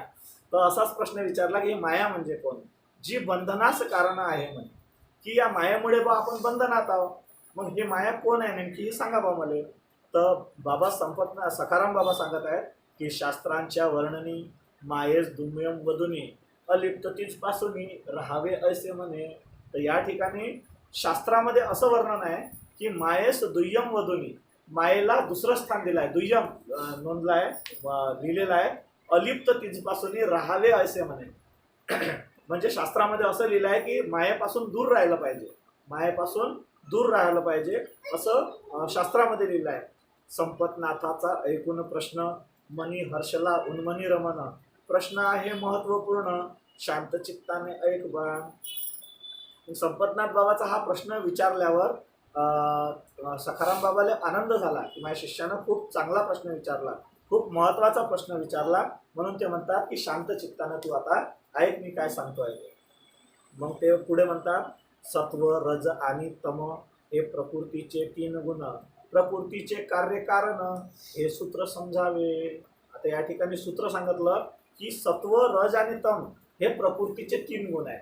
रज तम आणि सत्व हे प्रकृतीचे 3 गुण आहे आणि याच्या प्रकृतीचे कार्य, याच्यामुळेच हे जे आपल्याला जे कार्य दिसून राहिलं हेच कारण आहे, या तिघाईमुळे हे सर्व घडून राहिलं. हे सूत्र समजून घे. कर्त्याचे क्रिया विशेष प्रकृतीचे कारण विशेष, जेथे विराट बुद्धी तत्वास चालना मिळे. या माझी मन पराधीन होई कारणाशी संलग्न, चेतन सत्तेचे उत्तेजन मनाशी आकडे ना. याच्यामुळे काय झालं की आपलं मन हे पराधीन झालं. या कारणामुळे या कारणाला सत्य म्हणून याच्यामध्ये गुंतलं. चेतन सत्तेचे उत्तेजन मनाशी आकडे ना, म्हणून जे चेतन सत्ता आहे याच्याबद्दलची माहिती तर म्हणजे समजून नाही राहिली त्याला, ते मन त्याच्यामध्ये गुंतलं. प्रगटले अहमपण घेऊन कर्तेपणाचे भूषण, कारण स्वरूप बंधन सुख दुःख भोगी. प्रगटले अहमपण घेऊन कर्तापणाचे भूषण, कारण स्वरूप बंधन सुख दुःख भोगी. म्हणून म्हणतात ते माया म्हणजे कार्यकारण. मग माया म्हणजे काय नेमकं, तर माया म्हणजे परमात्म्याची क्रियाशक्ती. माया म्हणजे कार्यकारण हे विज्ञानाशी मान्य, हे जगत मायापासून खरा अर्थ समजावा. म्हणून मग ते खरा अर्थ काय सांगतात की हे जे जगताची जी निर्मिती झाली, हे निर्मितीच कशापासून झाली, मायापासून झाली. या जगताची निर्मिती मायापासून झाली, खरा अर्थ असा समजावा म्हणते. सर्व लक्षण अनित्याचे आणि विशेष कार्यकारणाचे उत्पाद आणि वेळ याचे असे प्रकल्पना. म्हणून माया म्हणजे भ्रम कारणभूत अज्ञान, भावरूप व अभावपण भासे कारण मायेचे. म्हणून म्हणतात माया म्हणजे काय, भ्रम आहे, कारणभूत अज्ञान. याचं कारण काय, अज्ञान. तर या ठिकाणी याच्या अगोदर समजावायचं त्याने काय प्रयत्न केला, सखाराम बाबा नेमकं काय सांगू राहिले की जे परमात्मा आहे या परमात्म्यापासूनच निघालेली शक्ती म्हणजेच माया. परमात्म्यापासून निघालेली शक्ती म्हणजे जे अस्तित्व आहे आणि माया आहे हे अलग अलग नाही, हे दोन्हीच्या दोन्ही काय आहे, एक आहे. आणि आपल्याला जे शिकवलं, जे शास्त्राने शिकवलं ते काय शिकवलं की ते दोन्ही गोष्टी वेगवेगळ्या आहेत. जसा सूर्य आणि सूर्याचा प्रकाश हा वेगळा असू शकते काय, नाही. असेल का वेगळा, सूर्य आणि सूर्याचा प्रकाश एकच. तसं परमात्मा आणि त्याच्यापासून निर्माण झालेली माया हे दोन्ही गोष्टी अलग नाही. जसं साखर आणि साखरेची गोळी हे अलग होऊ शकते काय, नाही होऊ शकत. ह्या दोघीच्या दोघी एक आहे पण दिसून राहिली वेगळी. गोळी वाटून राहिली वेगळी, परंतु ते वेगळी आहे काय, ते साखरच आहे. अग्नी आणि त्याची दाहकता ज्याला म्हणतो आपण, त्याची गरमी, आग आहे त्याची गरमी वेगवेगळी होईल काय. याचा परिणाम म्हणजे जे परमात्मा आहे त्याची क्रियाशक्ती, जे प्रकृती निर्माण झाली हे ह्या क्रियामुळे झाली. म्हणजे याला आपण नाव दिलं माया, याला म्हटलं आपण माया. म्हणून माया म्हणजे भ्रम कारणभूत अज्ञान, भावरूप व अभाव पुन्हा भाष्य कारण मायेचे. माया म्हणजे कल्पना विस्तार, माया तृष्णेचा बाजार, आत्मा परमात्मा हा विचार प्रसवे मायेमुळे. म्हणून मायेमुळे आपल्याला हे सर्व असं वाटते की बा माया म्हणजे काय, तृष्णेचा बाजार, आत्मा परमात्मा हा विचार.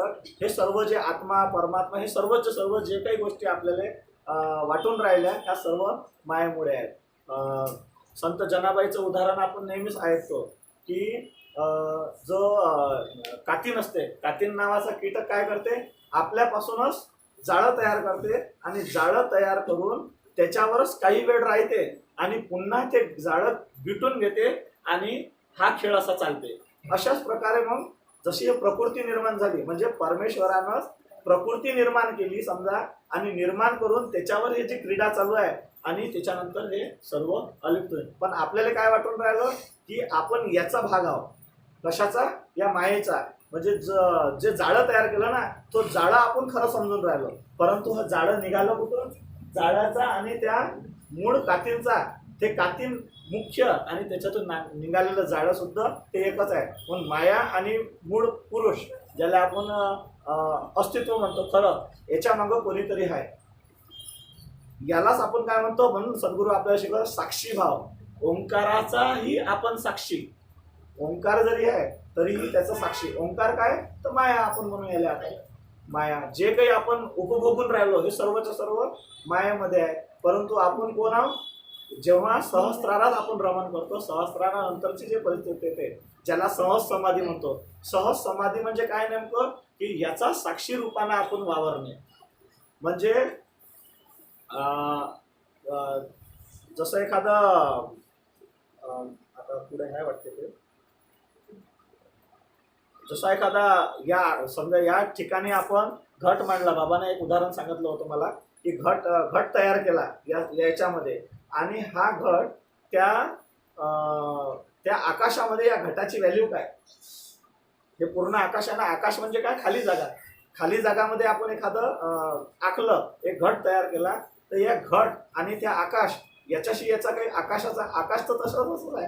हा घट त्याच्यावर आला आणि हा घट याच्यामुळे आला, बनला, पण या घटामुळे ते निर्माण नाही झालं.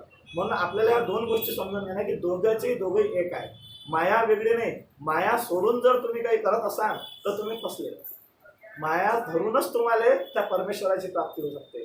म्हणून या साधनामध्ये हे शिकवल्या जाते. आपण याचा सहारा, साधनेचा सहारा घेऊन त्या मूळ साक्षी व्हायचं आपल्याला, प्रत्येक गोष्टीचं साक्षी. म्हणून म्हणतात ते बंधन मोक्ष.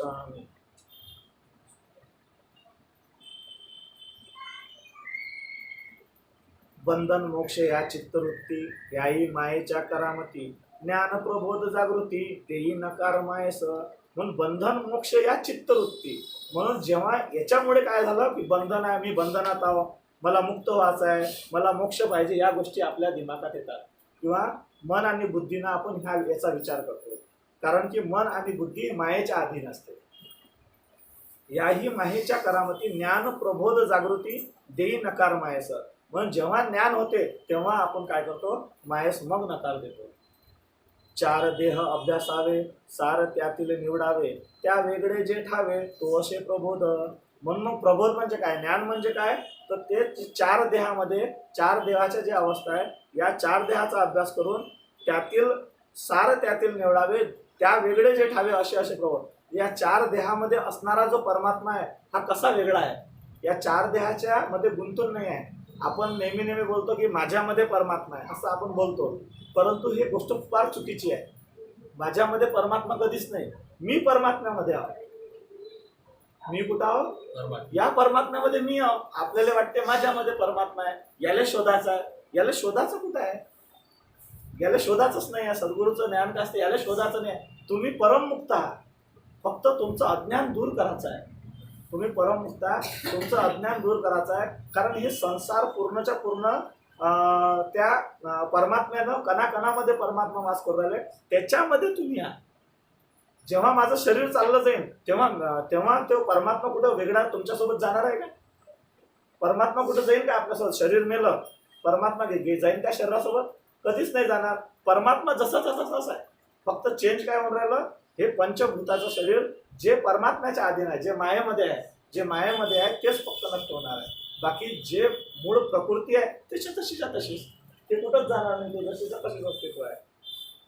म्हणून ते म्हणतात की चार देह अभ्यासावे आणि सार त्यातील निवडावे, त्या वेगळे जे ठावे ते असे प्रबोध.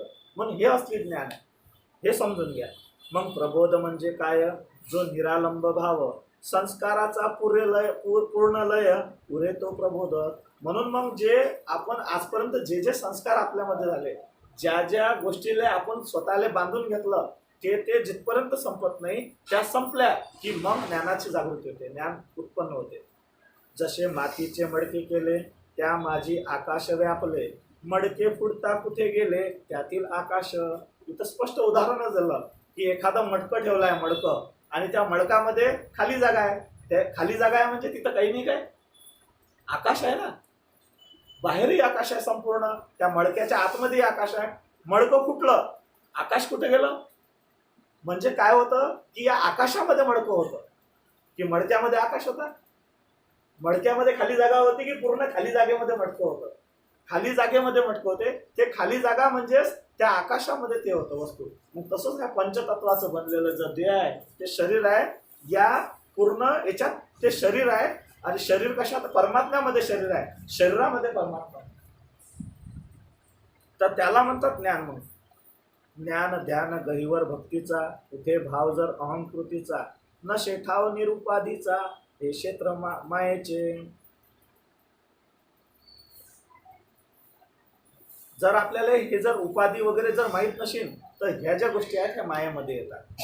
संसार पसारा मायेचा, अनित्य परिवर्तन गुणाचा, यास म्हणती सिंधू भवाचा, अविद्या हीच असे. मग अविद्या कशाला म्हणतात ते? अविद्या म्हणजे काय? मग हा जो मायेचा संसार पसरला आहे, जे नित्य परिवर्तन होऊन राहिलं, शरीर चाललं, दुसरं शरीर निर्माण होऊन राहिलं, नित्य परिवर्तन. आज मी जसा आहो तसा पुढे कधीच नाही, प्रत्येक क्षणाला माझ्यामध्ये चेंज होऊन राहिलं. परमात्मा चेंज नसते होत. जे इथं ज्या या प्रकृतीच्या त्या 3 गुणामुळे बनलेलं आहे ते त्याच्यामध्ये बदल होऊन राहिला. यास म्हणते सिंधू भवाचा. मग आपल्यावर ह्याच कल्पना ज्या आहेत ह्या कल्पनेलाच आपण काय म्हणतो? भव म्हणजे संसार समुद्र. तर या संसार समुद्राले जर आपण खरं समजत असू तर यालाच म्हणतात अविद्या. हेच अविद्या होय, हेच अज्ञान होय. मन ऐसी अहम सत्ता प्रगट करी ज्या ज्या तत्वा, मनाश्रित जे अनुभवता ही माया सर्व ही. मग मन जे आहे हे मन जे आपल्याला सांगते, मनामुळे जे आपण अनुभवतो हे सर्वच्या सर्व माया आहे. कारण मन मी नाही ना. मन मी आहो काय? मन मी नाही, बुद्धी मी नाही, चित्त मी नाही, अंतकरण मी नाही, अहंकार मी नाही, मी काहीच नाही. ह्या गोष्टीच्या पलीकडे जे अस्तित्व आहे, जे चैतन्य आहे, जे महाचैतन्य आहे, जे महास्पंदन आहे, हे मी आहो. हे म्हणून मन जे समजते, मन जे पाहते हे सर्वच सर्व माया आहे. म्हणून ते म्हणतात मने बाळा संपत, माया तत्व हे असत, ज्ञानरूप तत्व सत, पारखावे अभ्यासी. म्हणून म्हणतात संपतात ते बाळा संपत, माया तत्व हे असत. म्हणजे माया तत्व काय आहे? मग हे असत्य आहे, हे सत्य नाही. मग ज्ञानरूप तत्व सत. मग ज्ञानानं जे ज्ञान ज्याला म्हटलं आपण तेच फक्त सत्य आहे. पारखावे अभ्यासी. म्हणून अभ्यास करून याचा अभ्यास करायचा आहे आपल्याला, सद्गुरूंना शिकवलेल्या ज्ञानाचा. आणि खरं ज्ञान काय आहे हे ओळखून आपल्याला घ्यायचं आहे. जे मन जाणते माया म्हणावी ते आते, मन बुद्धी होई रीते तो उदय स्वचा. जे मन जाणते ते सर्व माया आहे, आणि मन बुद्धी होई रीते तो उदय स्वचा. ज्या वेळेस मन आणि बुद्धी नाश पावेल, ज्या वेळेस मन आणि बुद्धी राहणार नाही, त्यावेळेस जे अनुभूती येईल तो मी आहे. त्यावेळेस स्वचा उदय झाला, कारण की तेव्हा मी परमात्मा झालो. तिथपर्यंत मी मायामध्ये फसलो आहो. शुद्ध स्वरूप जे स्थिती, साक्षीची नित्य जागृती, उजळवी अंगभूत कांती, माया नुरेची. ब्रह्म म्हणजे निजत्व, जग म्हणजे अहम तत्व, स्व तेच ब्रह्मत्व, असे मिथ्या बाह्य जग. आधी स्वची अनुभूती, मग जग मिथ्या असती, या सिद्धांताप्रती चालले संपतनाथ. म्हणून मग संपतनाथ बाबांना काय केलं की माझं मी कोण आहो? मीच तो ब्रह्म आहो. म्हणून त्या तत्वामध्ये सामावले, तो अभ्यास केला. स्व तेच ब्रह्मत्व म्हणजे मीच ब्रह्म आहो. आधी स्वची अनुभूती, मग जग मिथ्या असती, या सिद्धांताच्या प्रती चालले.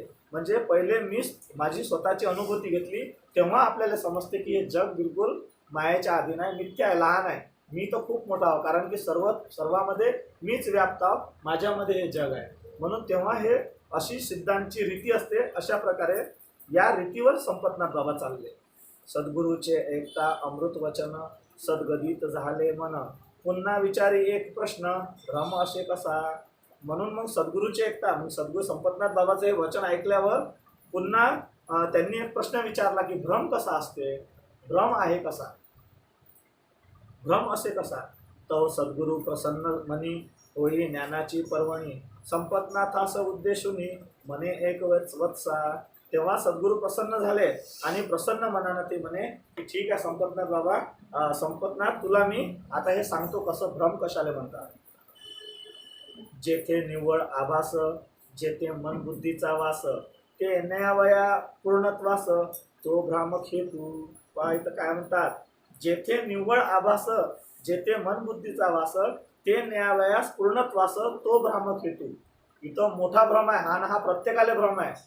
हा प्रत्येकाला आपल्याला भ्रम झालेला आहे की आपल्याला कुठं जायचं आहे, पूर्णत्वाला जायचं आहे. आपल्याला कुठं जायचं आहे, पूर्णत्वाला जायचं आहे, पूर्णत्वाची प्राप्ती करायची आहे. हा सर्वात मोठा भ्रम आहे. या भ्रामक हेतूस नाव आहे हेत्वाभास, सामान्य जन समर्पित यास, हेतू पूर्ण कराया. याला काय म्हटलं, भ्रम.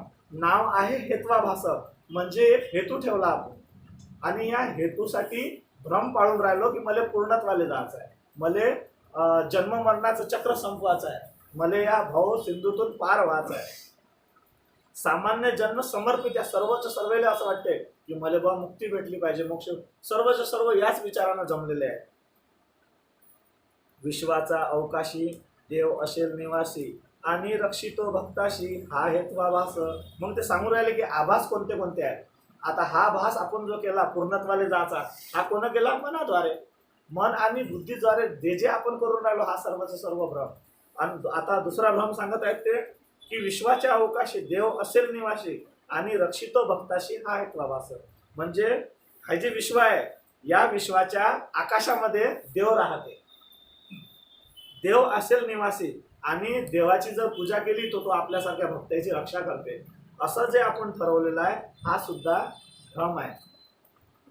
देव असेल तीर्थधामी, मिळे जपतप साधने, मुक्ती मिळे तयाचे दर्शने, हा हेत्वाभास.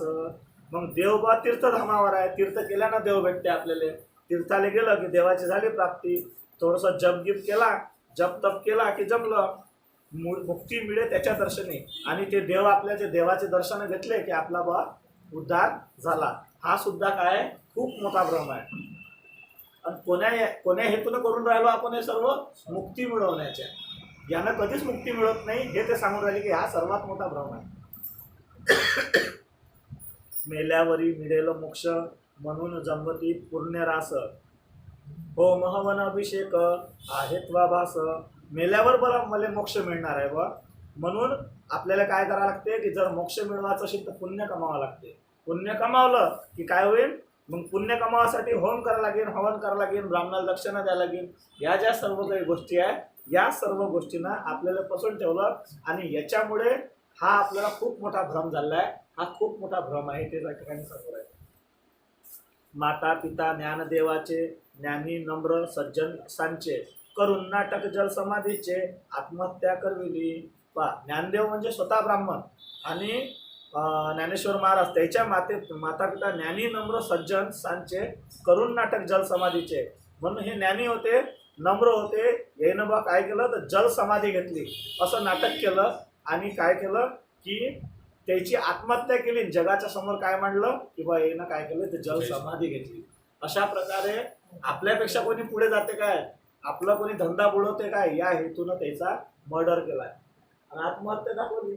आत्महत्या करविली त्याने स्वतःला.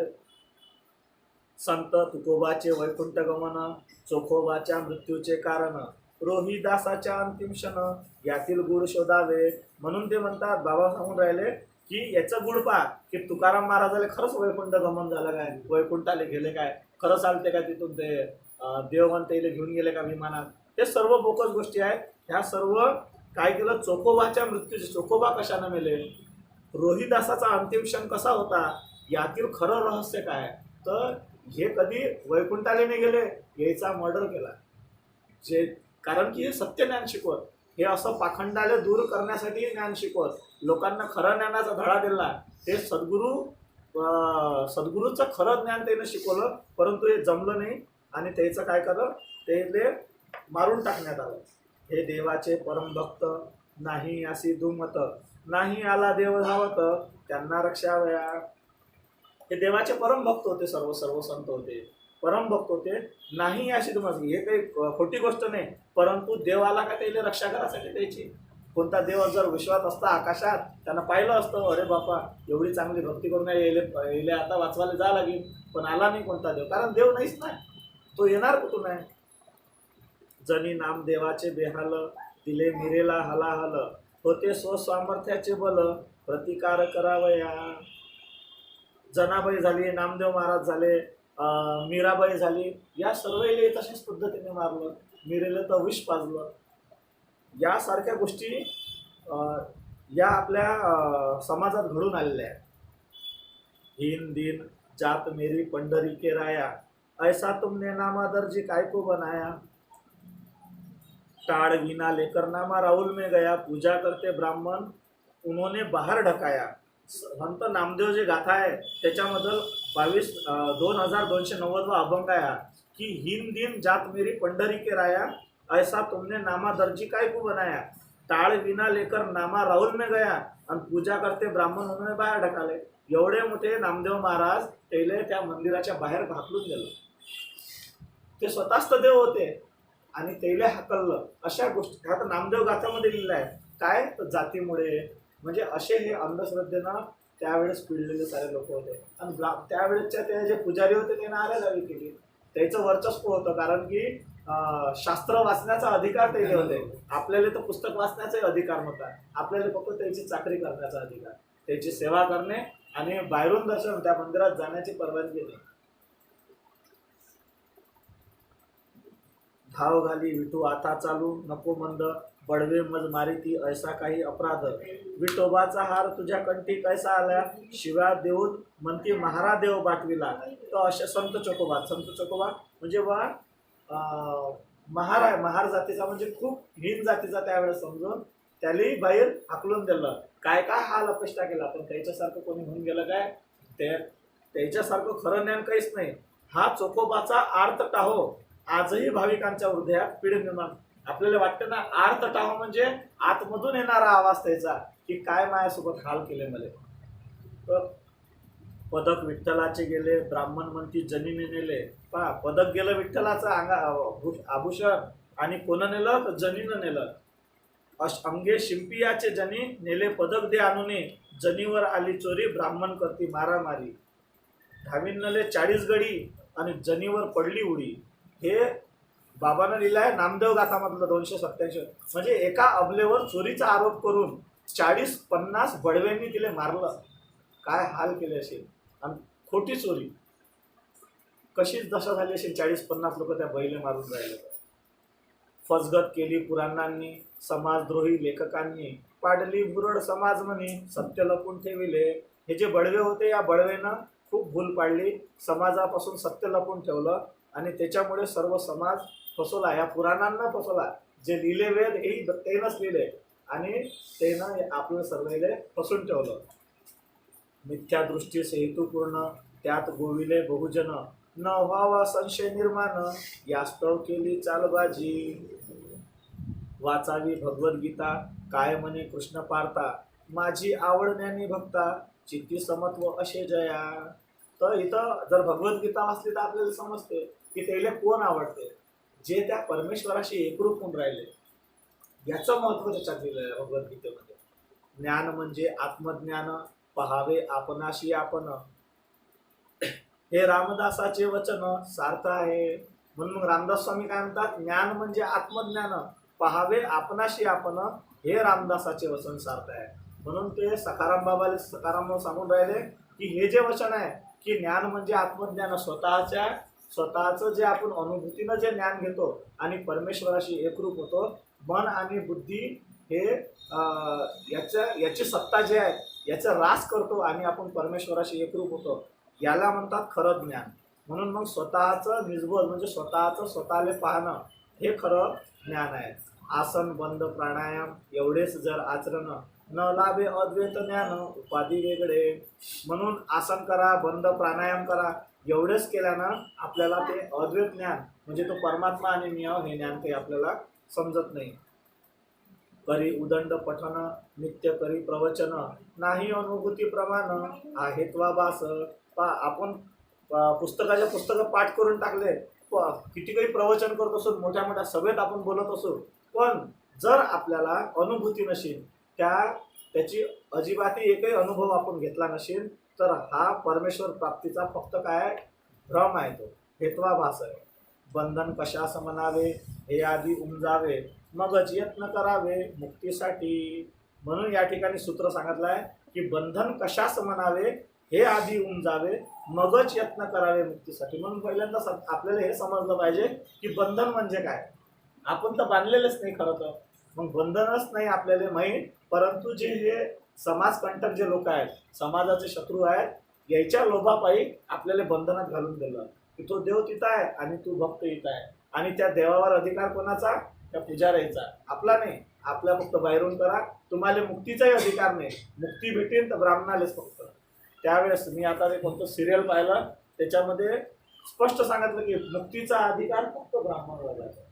म्हणजे आणि तोही कोण, जो ब्राह्मणाचा जन्म घेतला त्यानं, तो झाला ब्राह्मण. मग अशा प्रकारे तेलेस. पण म्हणून मग ते बाबा सांगून राहिले की बंधन म्हणजे काय, बंधन कशास म्हणावे हे आधी उमजावे. म्हणून आपण तर सर्वात पहिले बंधनातच नाही, आपण मुक्त आहोत. कारण की आताच आपल्याला अगोदर समजलं की ते मडकं कशामध्ये आहे, ते मडकं आकाशात आहे, आकाश मडक्यामध्ये नाही. म्हणून जसं आपल्यामध्ये परमात्मा नाही तर परमात्म्यामध्ये आपण आहोत. मग परमात्म्यामध्ये आपण आहोत म्हणजे मग काय, शरीर आहे का मी, शरीर नाही, परमात्माच मीच मी आहो. मी कुठंच जाणारा नाही, मी कधी जन्मही घेतला नाही ना कधी जन्मही घेणार नाही, मी कधी मरणारही नाही. हे सर्व गोष्ट ज्याला समजलं त्याला कोण्याच मुक्तीची गरज नाही. परंतु हे केव्हा, त्याच्या अगोदर काय सांगितलं त्यांनी की नाही अनुभूती प्रमाण तो असे हेत्वाभास. केव्हा होईल ते, जेव्हा तुम्ही अनुभूत व्हाल, जेव्हा तुम्हाला ते अनुभूती येईल तेव्हाची गोष्ट आहे. नाहीतर मग काय आहे, तो फक्त भ्रम आहे. जर तुम्ही अनुभूती घेतली नाही फक्त भ्रम आहे. मुक्ती आणि बंधन न घेई समजून जाई रस्ता चुकून भलतीकडे. म्हणून जर मुक्ती आणि बंधन जर समजलं नाही तर आपला रस्ता चुकून आपण भलतीकडेच चालले जाऊ, भलतीकडे कोणत्याही दिशेने वाहत जाऊ. भक्ती मुक्तीचे अर्चन सेविती तीर्थधाम वन अपूर्ण मिळे मार्गदर्शन नकली गुरुचे. म्हणून भक्ती मुक्ती कशी मिळते, कोण्या तीर्थावर जाऊन भेटते, असे मार्गदर्शन आपल्याला नकली गुरुचं असते. असली गुरु कधीच आपल्याला तीर्थावर पाठवत नाही. असली गुरु आपल्याला कधीच कोण्या याच्यात जायला सांगत नाही की अशी भक्ती करा, अशी मुक्ती मिळते. भक्ती मुक्तीचं कधीच ते नांदा लावणार नाही. ते साधा वया कुटुंब पोषण जोडे शिष्याचे मन भुलीत ठेवे शिष्यगण नकली गुरु नाही. जे नकली गुरु आहेत ते काय करतात की स्वतःचं कुटुंब पोचण्यासाठी हे सर्व नाटक करतात आणि ह्या साऱ्या गोष्टी आपल्याला शिकवतात. शिष्याचं मन तुटू देत नाही, कारण की तो जर गेला तर त्याचं कुटुंब कसं पोचल्याने लाड करतात शिष्याचा. आणि असली गुरु जर तो त्या लायकीचा नसेल तर त्याची गरज नाही, चल जाय तिकडे, कारण की त्याच्यासाठी नाही. कारण असे कितीक जीव आहे की जे जीव त्या परमात्म्याशी एकरूप करण्याचं सामर्थ्य सद्गुरूमध्ये असते. ते या बाकीच्या गोष्टीशी कधीच एकरूप होत नाही, त्याला काही घेणं देणं नाही आहे. ओळखावा प्रकृतीचा धर्म एकरूप साधनेचे मर्म नक्की तुटे भावभ्रम सद्गुरूस अनुसरता. म्हणून जर आपल्याला खरं प्रकृतीचा धर्म ओळखायचा असेल, साधनेचं मर्म ओळखायचं असेल तर आपल्याला सद्गुरूचं अनुसरण करावं लागेल, सद्गुरूजवळ जावं लागेल. नाही केले चौदेह निरसन नाही जाणले मी कोण संचयी ठेवी कल्पित निदान आहे त्वाभास. जर आपण चौदेहाचं निरसन केलं नाही, जर या चार देहाचं जे निरसन आहे, जर चार देह आपण शोधून पाहिले नाही तर नाही जाहले मी कोण. तर जर आपण जाणलं नाही की मी कोण आहो आणि जर आपण हे कल्पनेनंच जर हे करत असू तर हा सर्वात मोठा भ्रम आहे. अहम विरहित जो मी भाव अभाव जेथे नाही स्वजागृती अनुभूती त्यासच देव म्हणावे. म्हणून अहम विरहित जो मी आहो म्हणजे अहम विरहित जो मी म्हणजे हा जो अहम आहे कशाचा, मीपणाचा. मी जो आहो ना, मी हे शरीर आहो, हा किंवा मी असा आहो मी तसा आहो, माझं नाव असं आहे, मी या गोष्टीवर आहो, ह्या जेवढ्या जेवढ्या उपाध्या आहे याच्या विरहित जो मी आहो ना, तेव्हाच आपले स्वजागृतीचा अनुभव होईल आणि त्यासच देव म्हणावे. ते म्हणजे तो एक खरा देव. देव नाही विश्वातील प्राणी, नाही ज्याला प्रसवे जन्मी, तो देव पहावा डोळ्यांनी, हा येतवा भास. आता इथं भास सांगू राहिले, देवबा या विश्वातला प्राणी नाही, त्याचा जन्म कोणी आईच्या पोटातून होत नाही. नाही ज्याला प्रसवे जन्मी, तो देव पहावा डोळ्यांनी, हा ऐकवा भास. म्हणून तो देव जर पाहायचा असेल असं जर कोणी सांगत असेल तर हा काय आहे, हा भास आहे. म्हणून ते म्हणतात की विवेके सृष्टी निहारावी, विवेक बुद्धीनं आपल्याला ज्ञानमय बुद्धीनं सृष्टी निहारावी, नित्य अनित्य शोधावी, ज्ञानदृष्टी जपावी सिद्ध साधकांनी. म्हणून जे साधक लोक आहे त्यांना ज्ञानदृष्टीनं हे सर्व काही करण्याची गरज आहे. म्हणूनच ते जे आहे ना, ज्ञान म्हणजे आत्मज्ञान पहावे आपणाशी आपण, या नावे ज्ञान. म्हणून रामदास स्वामी तसे सांगत आहे. ज्ञानदृष्टी भवचक्र कल्पनेचा भोवरा, मिथ्याभाव आकारा, भ्रांतिरूप पसारा, अविद्येचा. म्हणून भवचक्र कल्पनेचा भोवरा, मिथ्याभाव आकारा, भ्रांतिरूप पसारा. म्हणून अविद्येचा जो पसारा आहे, भवचक्र म्हणजे या कल्पनेचा जो समुद्र आहे, हे सर्व जे काही असेल ह्या सर्वच्या सर्व गोष्टी अविद्या आहे. सगुण आणि निर्गुण हे वृत्तीचे सगुण, वाद होती निर्माण जे मिथ्यारूप. म्हणून सगुण आहे निर्गुण आहे आपण जर पाहिलं तर नेहमी असेच भांडणच चालू राहतात की तो सगुण देव आहे आणि निर्गुण देव आहे. आणि हे सर्वचं सर्व काय आहे, सगुण निर्गुण हे वृत्तीचं गुण आहे. बऱ्याचशा चांगल्या लोकांचं हेच भांडणं आहे की सगुण देव माहीत आहे का, बरेचसे प्रश्न विचारतात. मग ते सगुणपेक्षा निर्गुण मोठा आहे हे भांडणं चालू राहतात. तर हे सर्व वृत्तीचं गुण आहे. वाद होती निर्माण जे मिथ्या रूप, याला काही अर्थ नाही, एकदम काहीही अर्थ नाही. सगुण निर्गुण मिळून परमबोध होई पूर्ण, परम अस्तित्वाचे विभाजन हा विचार अविद्येचा, यालाच अविद्या म्हणतात. हे अज्ञान पण होय. हा जर आपण भेदभाव करत असतो तर हा अविद्या आहे. सगुण निर्गुणातील मतभेद, द्वैत अद्वैताचे स्वाद, शाब्दिक सिद्धांताचे तर्कछेद, विरे तृप्तच्या अहंकारी. जर हे सर्व गोष्टी आपण जर तोंडाने करत असू, शाब्दिक सिद्धांताचे तर्कछेद म्हणजे बा अद्वैत आहे, द्वैत भक्ती आहे, सगुण आहे, निर्गुण आहे, याच्यातलं मतभेद आपण मारे चर्चा करत असू, किती काही आपले सत्संग जरी झाले तरी हे सर्व काय आहे, हे त्या याच्यामध्ये विरून जाईल, काही फायदा होणार नाही. न सोडी तेज सूर्याला, तैसेची गोडी साखरेला, तैसे जोडले एकपणाला, सगुण निर्गुण. म्हणून ते सांगून राहिले की सगुण निर्गुण म्हणजे मग नेमकं काय. तर सगुण निर्गुण म्हणजे काय, तर न सोडी तेज सूर्याला.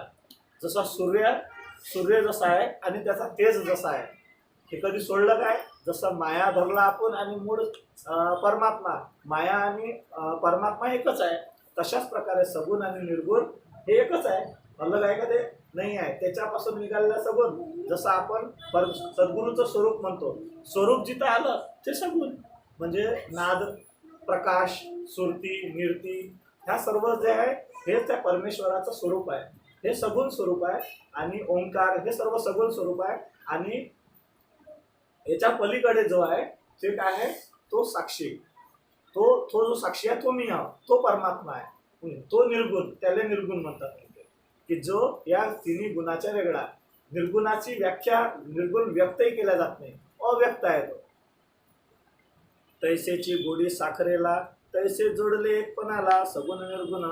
म्हणून तैसी गोडी साखरेला, साखरेची गोडी जशी आहे वेगवेगळी नाही, तसे सगुण निर्गुण. आधी मन शुद्ध करावे, मग देहातीत व्हावे, वस्तूला ओळखावे, म्हणती तुकोबाराय. तुकाराम महाराज म्हणतात की पहिले मन शुद्ध करा, मग देहातीत व्हा. देहातीत व्हा म्हणजे मन बुद्धीच्या पलीकडे जा, या देहाच्या पलीकडे जाऊन विचार करा, तेव्हा तुम्हाला खरी वस्तू समजेल की तुम्ही कोण आहात. आणि हे ओळखून घ्या. कैसे असते शुद्ध मन, देहा वेगळेची पुन, वस्तूला ओळखण्याचे ज्ञान सद्गुरू देती. मग हे ज्ञान आपल्याला कोण देतात वस्तू ओळखण्याचं, सद्गुरू. सद्गुरू रायाशिवाय कोणीच नाही.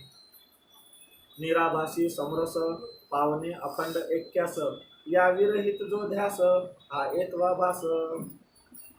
निराभासी समरस पावणे अखंड एक्यास या विरहित जो ध्यास तो सर्व तो हेत्याभास, म्हणजे मला त्याच्याशी एकरूप व्हायचं आहे, हे सोडून जे जे आपण ध्यास करत असू हे सर्वचा सर्व भ्रम आहे, हा सर्वचा सर्व भ्रम आहे. होई तृष्णेचे पोषण आसक्तीत गुंते मन, ऐशी धारणा आणि ध्यान हा हेत्वाभास. चित्ताचे शोधन जयात निर्लेप निरीक्षण साधनेत, कल्पनातीत ध्यानात प्रगटे अरूप रहस्य. म्हणून मग चित्ताचं शोधन ज्याच्यात आहे, ज्या साधनेमुळे जे साधना आपण करून राहिलो ह्या कल्पनेच्या पलीकडे जे ध्यान अवस्था आहे हे सर्व आपल्याला त्या अरूप रहस्यापर्यंत पोचून देते. दृश्या माझी लीन ते बेहोशीचे ध्यान, जडे जीवासबद्धपण हा हा हेत्वाभास.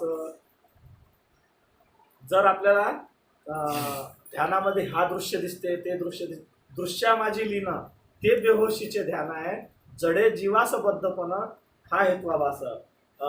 आता तर मला एक जण भेटला होता की मला शिवजीच दिसतात कारण श्रावण महिना आला आणि एखादा दुसरा महिना आला काय बजरंगबलीच दिसते. आता हे साऱ्याच्या साऱ्या गोष्टी बद्धतेच्या आहेत, हे सारं जड पण लागलं, स्वप्नातच येतात देव, म्हणजे याला स्पेशल भेटायला येऊन राहिले, काहीच माहित नाही मग भेटायला येऊन राहिले. तर हे असे हेत्वाभास आहे ते. म्हणून मग बाबा सांगतात राम म्हणजे विशुद्ध शून्यपणा, रूप नाम यात परिवर्तन, जेते नाही मी तू पण ती धारणा सत्य. म्हणून ते सांगून राहिले की राम म्हणजे कोण, राम म्हणजे विशुद्ध शून्यपणा, जे आपण काय सांगितलं की या सर्व अष्टधा प्रकृतीच्या पलीकडे असलेलं जे सत्य अस्तित्व आहे ते शून्य, तो शून्य म्हणजे राम. राम काही हे आहे काय दशरथाचा पोरगा, त्याच्याशी काही घेणं नाही. रूप नाम यात परिवर्तन, जेते नाही मी तू पण ती धारणा सत्य. जिथं रूप नाही नाम नाही, कारण की परमात्म्याला रूप नाही आहे नाम नाही आहे, तो अनाम आहे अरूप आहे तो, मग तो जो आहे तो खरा नाम आहे, ते खरं सत्य आहे. बाकीच्या नाम आहे रूप आहे, माया जिथं लागली त्या सर्व गोष्टीला नाम आहे. जसं आपण सुरती निर्ती म्हणतो, ज्याला ज्याला आपण नाम देऊन राहिलो ते सर्व मायाच्या अधीन आहे. म्हणून मग आपण आपल्याला खरं अस्तित्व खरा राम कोणता, जो अरूप आहे, जो मायोपाधिक जेवढ्या जेवढ्या गोष्टी आहेत याच्या अलिप्त आहे, या त्याला म्हणतात राम, तो खरा राम झाला. विवेकाची नाही भेटी लाभासाठी पायपिटी, वय खर्चे पूजापाठी असे हा हेत्वाभास. म्हणून जिथं ज्ञान नाही बुद्धीचा कुठंच भाग येत नाही, बस आपल्या लाभासाठी पायपीट करते, कुठं पूजापाठ खर्च करते, हे सर्वच्या सर्व गोष्टी मोठा भ्रम आहे की याच्यामुळे बा मला तर पूर्णत्वाची प्राप्ती होईल, त्याला काहीच होत नाही. विकारी चित्त संकित होई उपासने तरत, त्रिगुण सृष्टीच्या आश्रित हेत्वाभास असे तो. म्हणून या त्रिगुण सृष्टीच्या आश्रित या त्रिगुणात्मक प्रकृतीमध्ये जे जे भाग येऊन राहिला हा सर्वचा सर्व हेत्वाभास आहे, हा भ्रम आहे तो सर्वचा सर्व. म्हणून कोणती उपासना नाही ना काही नाही, जे जे उपासना करतो हे सर्वचे सर्व फोल आहे, सर्व भ्रम आहे. लोकेशनासाठी यज्ञ खुश करण्या लोकमन, धारणेत करी परिवर्तन हा हेत्वाभास. म्हणून मग प्रसिद्धीसाठी काही प्रयत्न करतात, लोकांचे मन हे झाले पाहिजे, धारणेत करी परिवर्तन, खूप खूप चांगल्या चांगल्या गोष्टी, म्हणजे त्याला आपल्या इकडे वळण्यासाठी आपलं नाव प्रसिद्ध होण्यासाठी काही काही गोष्टी होतात. हा सर्वचा सर्व भ्रम आहे. कल्पना रम्य निरूपण, एकता आसवती नयन, नाही जीवनाचे भान हा हेत्वाभास. म्हणजे कल्पनेतून सर्वच्या सर्व गोष्टीचं विश्लेषण करतात. कल्पनेतून म्हणजे हे कल्पना अशी मांडली, असा देव असला पाहिजे, असं हे असलं पाहिजे. आपल्या बाया मंडळी तो उपास करूच थकल्या, साऱ्या उपासामध्येच गेल्या. तर हा सर्वात मोठा उपास जो आहे की नाही, हा उपास लय मोठा भ्रम आहे. श्रावण सोमवार काय आणि ते कोणतं असते बायाची स्पेशल पूजा नवऱ्यासाठी काय, हरतालिका हे येते आता, तर त्याच्यासाठी सांगून राहिलो. वड सावित्री हे सर्वचे सर्व कल्पनारम्य बनवलेल्या आपण गोष्टी आहेत, आणि या कल्पनेत आपण स्वतःला वाहून टाकतो. जर ते केलं नाही ना तर मग ते बाहेरचे लोक काय म्हणतील बा आपल्याला, कारण एका बाईनं जर केलं नाही त्या दुसऱ्या बाईला जर माहीत झालं तर 4 बायात पसरवते, ते बाई काही कामाची नाही, त्याला समजत नाही, अशा पद्धतीनं चालते. तर हे ऐकता आसवती नयन, म्हणजे खरंच आहे ना ही गोष्ट की म्हणून म्हणतात ते काल्पनिक कथांचे पारायण, काल्पनिक व्रताचे पालन, काल्पनिक देवतांचे ध्यान आहेत वा भास. म्हणून ह्या जेवढे काही काल्पनिक ज्या कथा आहे, पारायण आपण जे करतो किंवा जेवढे काही व्रताचे पालन करतो, हे सर्वच्या सर्व लय मोठा भ्रम आहे, खूप मोठा भ्रम आहे. याच्यामुळे बा मला खूप चांगलं भेटेल. घरात काही काही देव आहेत तर कोणाला वंदूही नाही तर निंदूही नाही, त्याला एका बाजूने ठेव. पण सद्गुरू आहेत ना आपल्या घरात, पण नाही तरी पाहिजेच तो बाजूने बा. एखादा कृष्ण पाहिजे, एखादा तो नागोबा पाहिजे, पण काय नाही पाहिजे ते समजत. म्हणजे हा सर्व पाडून राहिला आपण भ्रम. तर याच्याशिवाय जमत नाही. नाही, भाषा खूप चांगली आहे की कोणाला निंदू नाही तर वंदू नाही असं बोलू नाही. बरोबर, ठीक आहे, होत नाही तर करू नाही, पण ते ठेवतात. अरे ठेवा बा, चालतेच आहे. सुखासाठी मनसुबे करी, मंदिर दर्गाच्या चढे पायरी, प्रपंचाची आसक्ती भारी हा हेतवा भास. म्हणून सुखासाठी हे सर्व काही गोष्टी करतात. देवी देवता, व्रत पालन, हे सारे मंदिर दर्ग्याची म्हणजे मंदिरात जाणे, दर्ग्यावर चढणे, आपल्या प्रपंचाचं साठी हे करणारे ह्या सर्व गोष्टी भ्रम आहे. ध्यानी वसे एकांत, जडले दृश्यावर चित्त, यासच म्हणे भगवंत हा हेतवा भास. ध्यानी वशे एकांत म्हणजे एकांतात ध्यानात, जडले दृश्यावर चित्त, जर आपलं चित्त जर जे काही दिसत असेल, यासच म्हणे भगवंत, जे दिसलं तेच भगवंत आहे बा. तर हे यालाही काय, हाही कोणता आहे, हाही हेतवा भास आहे, हाही भ्रम आहे. आवडी नावडीत फसला, प्रवचनी लौकिक वाढला, ना उमजे विवेकाला हा हेतवा भास आहे. म्हणून ज्ञान सोडून विवेक बुद्धीनं, सत्सत विचार बुद्धीनं जे सोडून आपण करतो, हे सर्वच्या सर्व भ्रम आहे. ब्रह्मा विष्णू आणि हर हे अवघे चराचर, अनित्य प्रकृतीचा विस्तार नाशिवंत. म्हणून ब्रह्मदेव, विष्णू, महादेव हे सर्वचे सर्व नाशिवंत आहे, ही टिकणारे नाही, येईल जन्म मृत्यू आहे. हे अवघे चराचर म्हणजे जे चर आहे, जे अचर आहेत, हे सारेचे सारे मिटणारे आहेत. ह्या कोणत्याच गोष्टी सर्व कल्पनेच्या आहे. अनित्य प्रकृतीचा विस्तार म्हणजे या प्रकृतीचा हा विस्तार आहे. म्हणून काय म्हणतात, नाशिवंत. म्हणून हे सर्वचे सर्व नाशिवंत आहे. ताल स्वराचे भजन न होई अर्थी मगन, अविवेकाने भ्रमले मन, सत्य ठाई ना पडे.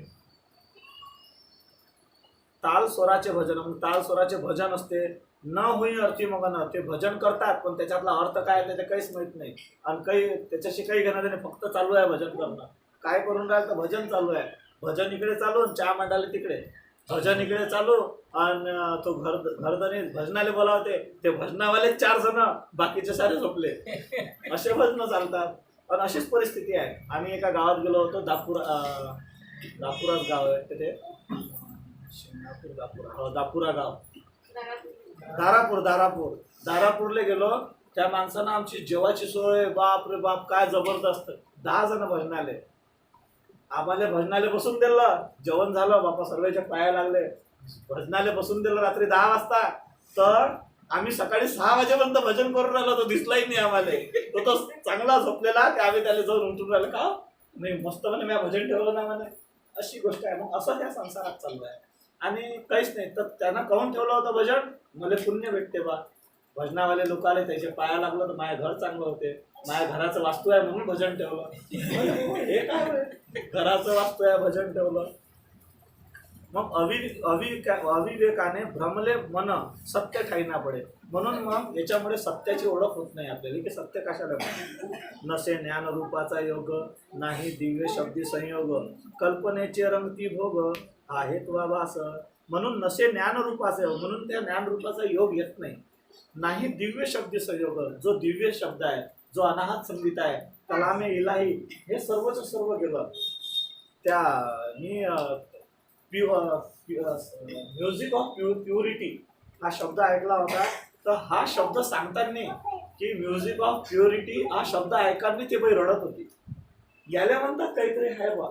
म्हणजे तो शब्द सांगताना म्हणजे अनाहत नाद असा शब्द म्हणताना ते रडायला लागले. याचा अर्थ काय, प्युअर ते संगीत ऐकत होते म्हणून रडून राहिले. ते ज्ञान, ते विवेक, तो जागृत असला पाहिजे, नाही तर काहीच फायदा नाही. हे फक्त चालू आहे आपलं. म्हणून म्हणते कल्पनेचे रंगती भोग हा हेतवाभास आहे. शब्द चालू आहे, शब्द म्हणणं चालू आहे, परंतु त्याचा काही फायदा नाही. हा सर्वचा सर्व भ्रम आहे.